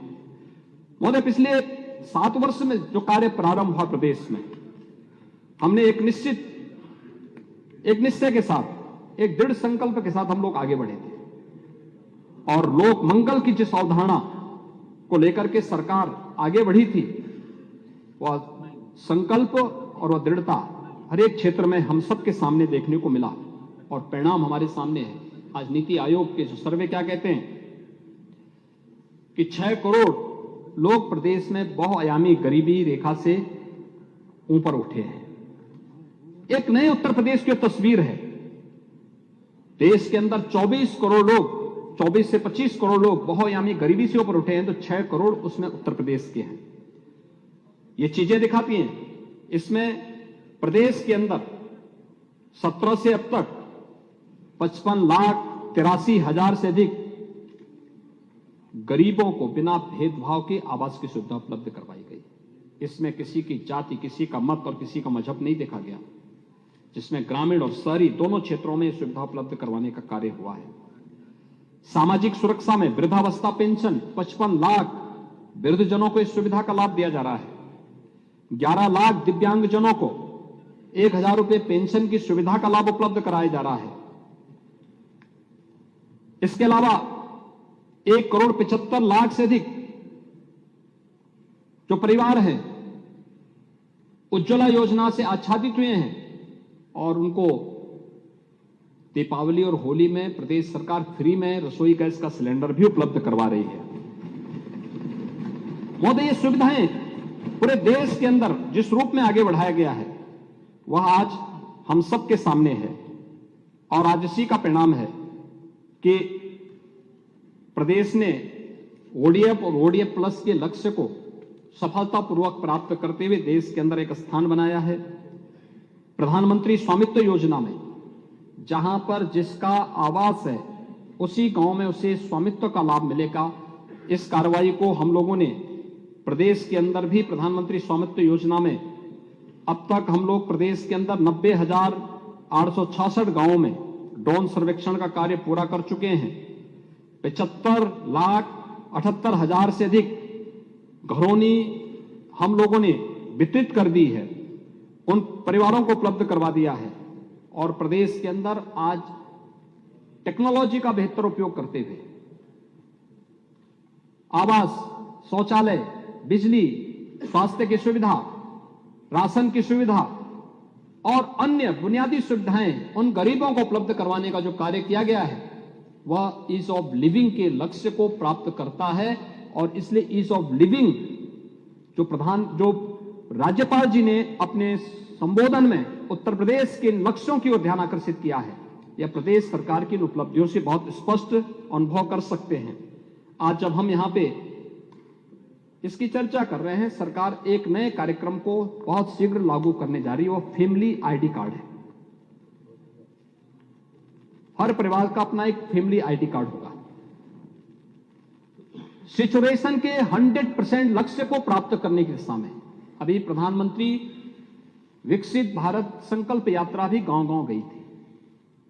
विकसित भारत संकल्प यात्रा ये नए भारत की ओर यात्रा है जो हर व्यक्ति को प्रधानमंत्री मोदी जी के नेतृत्व में पिछले 10 वर्ष के अंदर देश के अंदर हुए नए विकास, एक नई पहचान, इंफ्रास्ट्रक्चर डेवलपमेंट के लिए जो कार्य हुए हैं, वेलफेयर स्कीम के अंतर्गत बिना भेदभाव के हर भारतवासी को जोड़ने का जो कार्य हुआ है, उन सभी लक्ष्यों से अवगत कराने के साथ साथ जो लोग अभी तक उन योजनाओं से वंचित रहे हैं उन लोगों को भी हम लोग योजना का हिस्सा बनाएंगे और इसके लिए एक व्यवस्थित रूप से कार्य हमने प्रदेश के अंदर प्रारंभ किया है। और महोदय, मुझे बताते हुए प्रसन्नता है कि 60 योजनाओं को हमने फोकस किया है जिसमें 6,64,00,000 लाभार्थियों की फैमिली आईडी अब तक हम सीडिंग कर चुके हैं और बहुत शीघ्र प्रदेश के अंदर जब हम इसको लागू करेंगे, मैं इस बात के लिए आश्वस्त कर सकता हूं कि वे कोई भी परिवार किसी योजना से फिर वंचित नहीं रह पाएगा। दूसरा, हर परिवार के एक व्यक्ति को रोजगार के लक्ष्य को प्रदान करने की दिशा में सरकार इसके माध्यम से आगे बढ़ने का काम करेगी। और महोदय, इसीलिए तो यहां पर उत्तर प्रदेश के बारे में जो बात कही थी हमने, उत्तर प्रदेश की इस विरासत पर हम सबको गौरव की अनुभूति होनी चाहिए। 24 जनवरी 1950 को उत्तर प्रदेश का नाम आया। पहले अलग अलग नाम से था, कभी यूनाइटेड प्रोविंस के नाम पे, कहीं संयुक्त प्रांत के नाम पर, अलग अलग उसके नाम पर था। और यह राज्य इतने दिनों से था, लेकिन ये हमारा सौभाग्य है कि 2018 में तत्कालीन माननीय राज्यपाल श्री राम नाईक जी ने मुझे पत्र लिखा। उन्होंने कहा कि राज्य को अपनी स्थापना दिवस के कार्यक्रम को भी आयोजित करना चाहिए। मैं उनके साथ पास गया था, मैंने उनसे बातचीत भी की और फिर उत्तर प्रदेश ने 24 जनवरी 2018 को अपना पहला स्थापना दिवस का आयोजन किया था। और मुझे बताते हुए प्रसन्नता है कि हमने अपने पहले स्थापना दिवस में जो योजना लागू की थी वह थी 1 डिस्ट्रिक्ट 1 प्रोडक्ट की। वन डिस्ट्रिक्ट वन प्रोडक्ट की योजना, नेता प्रतिपक्ष तो ओडीओपी की योजना पे हंस रहे थे कि आपने क्या किया। ये बोलिए कि ये सोचे कि आपने क्या किया। हमने तो उसको पहचान दिलाई है, और पहचान ही नहीं दिलाई है, हमने उसको मार्केट के साथ जोड़ा है, हमने उसको टेक्नोलॉजी के साथ जोड़ा है, हमने उसको पैकेजिंग के साथ जोड़ा है, हमने उसको एक्सपोर्ट के साथ जोड़ा है। आज वन डिस्ट्रिक्ट वन प्रोडक्ट, प्रदेश के अंदर 2 लाख करोड़ रुपए से अधिक का वन डिस्ट्रिक्ट वन प्रोडक्ट आज दुनिया के मार्केट में पहुंच रहा है। ओडीओपी 2018 में विश्वकर्मा श्रम सम्मान, हमारे परंपरागत जो हस्तशिल्पी और कारीगर थे, आपने क्या किया। पीडीए में आप चाचा को भी भूल गए, और गांव के नाव को, धोबी को, मोची को, गांव के हलवाई को, गांव की, यानी ये सब क्या पीडीए के पार्ट नहीं थे क्या। इसीलिए जब अवसर मिला तो किए कुछ नहीं। आज पीएम विश्वकर्मा के माध्यम से भी और मुख्यमंत्री विश्वकर्मा श्रम सम्मान के माध्यम से भी 16-17 ऐसी ग्राम स्वराज की राष्ट्रपिता महात्मा गांधी की परिकल्पना को साकार करने वाली, आत्मनिर्भर गांव की परिकल्पना को साकार करने वाली इन सभी हस्तशिल्पियों के लिए पीएम विश्वकर्मा योजना 2019 से उत्तर प्रदेश चला रहा है, जिसमें उनका प्रशिक्षण, उनको टूल किट उपलब्ध कराना, बैंकों से सस्ते में लोन दिलाना, और इस बजट में तो खन्ना जी ने एक नई घोषणा की है एमएसएमई विभाग के माध्यम से कि हमको ब्याज मुक्त ऋण भी उपलब्ध कराएंगे। इसकी चर्चा हम बजट में करेंगे। 2020 में महिला सशक्तिकरण के लिए मिशन शक्ति का कार्यक्रम उत्तर प्रदेश ने प्रारंभ किया, जो देश के अंदर एक मॉडल बन रहा है। 2021 में हमने प्रदेश के अंदर आजादी के अमृत महोत्सव के कार्यक्रम का शुभारंभ किया था, और 22 में युवाओं के सशक्तिकरण, तकनीकी दृष्टि से सक्षम बनाने के कार्यक्रम को हम लोगों ने प्रारंभ किया। और आज उत्तर प्रदेश जिस रूप में देखा जा रहा है, कई स्कीम उत्तर प्रदेश की ऐसी हैं जो आज देश के अंदर मॉडल के रूप में मानी जा रही है। ओडीओपी भी, पीएम विश्वकर्मा भी, मिशन शक्ति भी, अटल आवासीय विद्यालय भी, 75,000 से अधिक हमारे पारंपरिक हस्तशिल्पी और कारीगर ऐसे हैं जिनको प्रशिक्षण अब तक और टूल किट से जोड़ा गया है, जिन्हें टूल किट शासन ने उपलब्ध करवाया है। और हर वर्ष इस दिवस के अवसर पर हम अपने 2 विभूतियों को, या 5 तक के 5 विभूतियों को, 2 विभूतियों को सम्मानित करते हैं। मुझे प्रसन्नता है कि इस वर्ष हम लोगों ने चंद्रयान मिशन के साथ जुड़ी हुई लखनऊ की बेटी जो इसरो में वैज्ञानिक हैं, श्रीमती ऋतु कारिधान को, और भारत का पहला यूनिकॉर्न देने वाले तकनीकी जगत से जो ख्याति लब्ध नाम है, कानपुर निवासी सी नवीन तिवारी को हम लोगों ने लखनऊ में सम्मानित भी किया उत्तर प्रदेश दिवस के अवसर पर। महोदय, राज्य सरकार अनेक कार्यक्रमों को आगे बढ़ा रही है, और उस क्रम में आज राज्यपाल जी ने अपने भाषण के अंत में कुछ बातें भी कही। पता नहीं क्यों नेता प्रतिपक्ष को इस पे चिढ़ है कि उत्तर प्रदेश नंबर 1 पे क्यों आ गया। आप नहीं कर पाए तो आज तब भी आपको खुशी होनी चाहिए कि चलिए उत्तर प्रदेश वासियों ने आपको मुख्यमंत्री के रूप में 5 साल तक बर्दाश्त किया, और आज कम से कम उत्तर प्रदेश आगे बढ़ रहा है, तो कम से खुशी तो होनी चाहिए आपको। प्रधानमंत्री किसान सम्मान निधि में देश के अंदर 11 करोड़ किसान इस सुविधा का लाभ प्राप्त कर रहे हैं, तो उत्तर प्रदेश में 2 करोड़ 62 लाख किसान इस सुविधा का लाभ प्राप्त कर रहे हैं, और अब तक 63,000 करोड़ रुपए की राशि उत्तर प्रदेश के इन किसानों के खाते में सीधे सीधे हस्तांतरित हुई है। प्रधानमंत्री आवास योजना, देश के अंदर 4 करोड़ परिवारों को इस सुविधा का लाभ प्राप्त हुआ है, तो उत्तर प्रदेश के अंदर 55,83,000 किसानों पर गरीबों को इस योजना का लाभ मिला है। उज्ज्वला योजना, महोदय, देश के अंदर 10 करोड़ गरीबों को प्रधानमंत्री उज्ज्वला योजना का लाभ मिला है, तो प्रदेश के अंदर 1 करोड़ 75 लाख को इस सुविधा का लाभ प्राप्त हुआ है। स्वच्छ भारत मिशन में 11 करोड़ शौचालय देश के अंदर बने, तो प्रदेश में भी 2 करोड़ 63 लाख से अधिक शौचालय प्रदेश में बने हैं। देश के अंदर भारत सरकार द्वारा ई श्रम पोर्टल में देश के अंदर 28 करोड़ 62 लाख श्रमिकों ने रजिस्टर्ड किया अपने आप को, तो प्रदेश में 8 करोड़ 32 लाख है, जो देश में प्रथम है। प्रधानमंत्री जनधन योजना में उत्तर प्रदेश प्रथम, यानी देश के अंदर जितने अकाउंट खुले हैं उनमें से 8 करोड़ 56 लाख उत्तर प्रदेश में खुले हैं। सौभाग्य योजना में उत्तर प्रदेश नंबर 1 करोड़ 58 लाख निःशुल्क विद्युत कनेक्शन उत्तर प्रदेश के अंदर दिए गए। प्रधानमंत्री जीवन ज्योति बीमा योजना उत्तर प्रदेश प्रथम, 1 करोड़ 9 लाख गरीबों को इस योजना से लाभान्वित किया गया। पीएम स्वनिधि योजना देश के अंदर प्रथम, इसमें उत्तर प्रदेश के अंदर 17 लाख 33,132 स्ट्रीट वेंडर को अब तक इस योजना से आच्छादित किया गया है। टूरिस्ट प्रदेश के अंदर जो कुल पर्यटकों का फुटफॉल है, इसमें 43 करोड़ 42 लाख प्रदेश में है, उत्तर प्रदेश में है, जो देश में नंबर 1 पर है।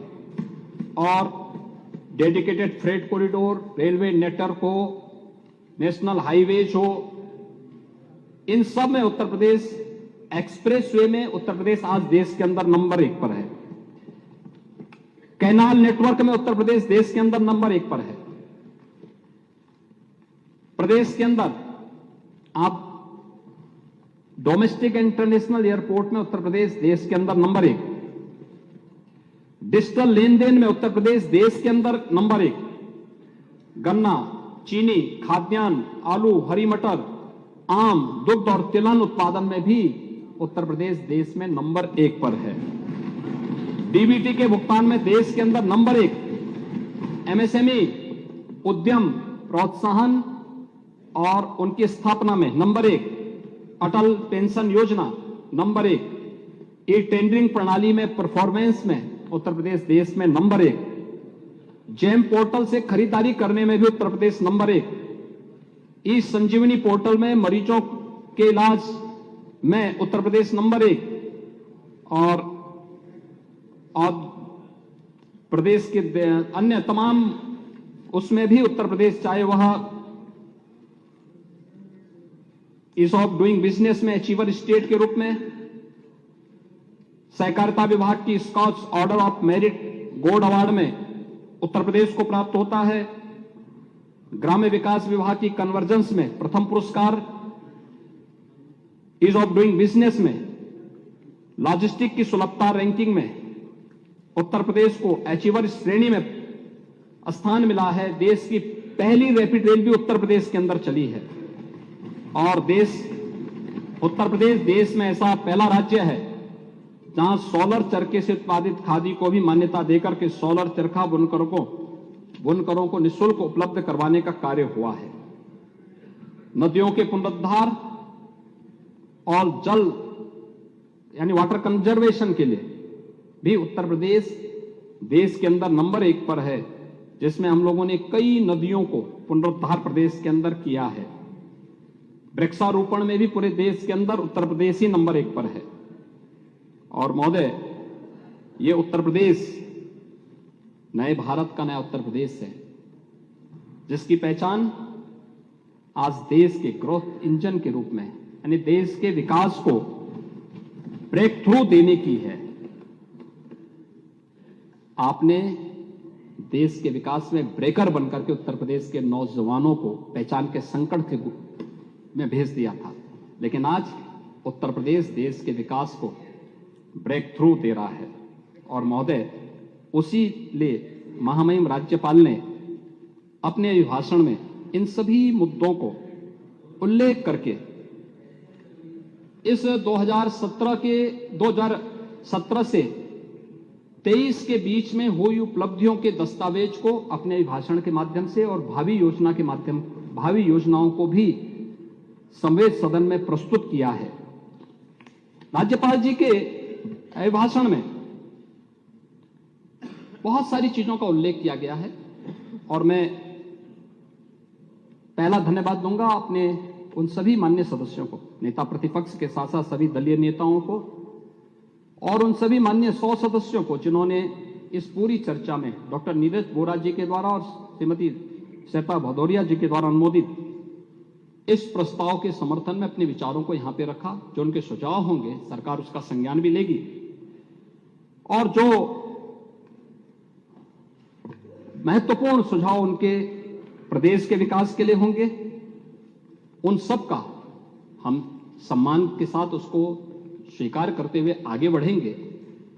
लेकिन मैं एक बात जरूर कहना चाहूंगा, राज्यपाल जी ने अपनी भाषण में एक बात जरूर कही और वह कही थी कि राम राज्य की अवधारणा को आज साकार होते हुए हम देख रहे हैं और मैं फिर कहना चाहता हूं यह देश राम राज्य के अवधारणा को ही स्वीकार करेगा, समाजवाद को कभी स्वीकार नहीं करेगा। राम राज्य आर्थिक संपन्नता, विकासोन्मुख समाज और राजनीतिक अखंडता का निर्माण ही हम सबका उद्देश्य होना चाहिए और हमें अपनी इस विरासत पर गौरव की अनुभूति भी होनी चाहिए। हमें याद रखना होगा कि अतीत की नींव पर हम एक सुदृढ़ भवन का निर्माण करके आगे बढ़ सकते हैं। अतीत का बिछड़ा वर्तमान का त्रिशंकु होता है, इसलिए इस बात को ध्यान में रखना कि समाजवाद जो केवल एक मृग तृष्णा बन चुकी है, समाजवाद एक अस्वाभाविक, अप्राकृतिक, एक अमानवीय व्यवस्था बना के रख दी है आप लोगों ने। बहुरूपीय की तरह इसके अनेक ब्रांड हैं। मैं फिर कहना चाहता हूं, प्रजातांत्रिक समाजवाद के रूप में भी आप लोगों ने इसको देखा है, लोकतांत्रिक समाजवाद के रूप में भी आपने इसको बोला है, चर्चों का प्रगतिशील समाजवाद भी सब लोग देख रहे हैं, आर्थिक समाजवाद भी लोगों ने दे रखा है और प्रदेश ने पारिवारिक समाजवाद को भी झेला है। हमारा राम राज्य एक सार्वकालिक, सार्वभौमिक और सार्वदेशिक व्यवस्था, एक शाश्वत व्यवस्था है। बिना भेदभाव की योजनाओं का लाभ देना, सबका साथ, सबका विकास, सबका प्रयास और सबका विश्वास, यही राम राज्य की अवधारणा है। और 22 जनवरी का कार्यक्रम भी इसी बात की प्रेरणा हम सबको दे रहा था और मैं आह्वान करूंगा कि हम सबको इसके लिए कार्य करना होगा, निरंतर प्रयास करना होगा। बहुत अच्छे ढंग से हम प्रदेश को आगे बढ़ा सकते हैं। माननीय राज्यपाल जी का ये जो अभिभाषण है, ये एक प्रेरणा है, एक मार्गदर्शन है। मैं महामहिम राज्यपाल जी के प्रति, उनके अभिभाषण संवेद सदन के प्रति उनके द्वारा दिए गए मार्गदर्शन और अभिभाषण के लिए हृदय से आभार व्यक्त करता हूं और मैं इस सम्मानित सदन से इस बारे में अनुरोध करता हूं कि सर्वसम्मति से हम वर्ष के प्रारंभ में जो उनका मार्गदर्शन अभिभाषण के माध्यम से इस सदन को प्राप्त हुआ है, उसको सर्वसम्मति से पारित करते हुए महामहिम राज्यपाल के प्रति आभार और धन्यवाद ज्ञापित करें। अध्यक्ष जी, आपने मौका दिया, मैं हृदय से आपको भी धन्यवाद देता हूं और माननीय सदस्यों को एक बार फिर से इस बात के लिए आह्वान करूंगा कि 11 फरवरी की तिथि माननीय अध्यक्ष जी ने तय की है, तो 11 फरवरी को हम सब अयोध्या में जाएं तो बहुत अच्छा होगा, संदेश होगा। बहुत बहुत धन्यवाद। श्री नीरज वोरा।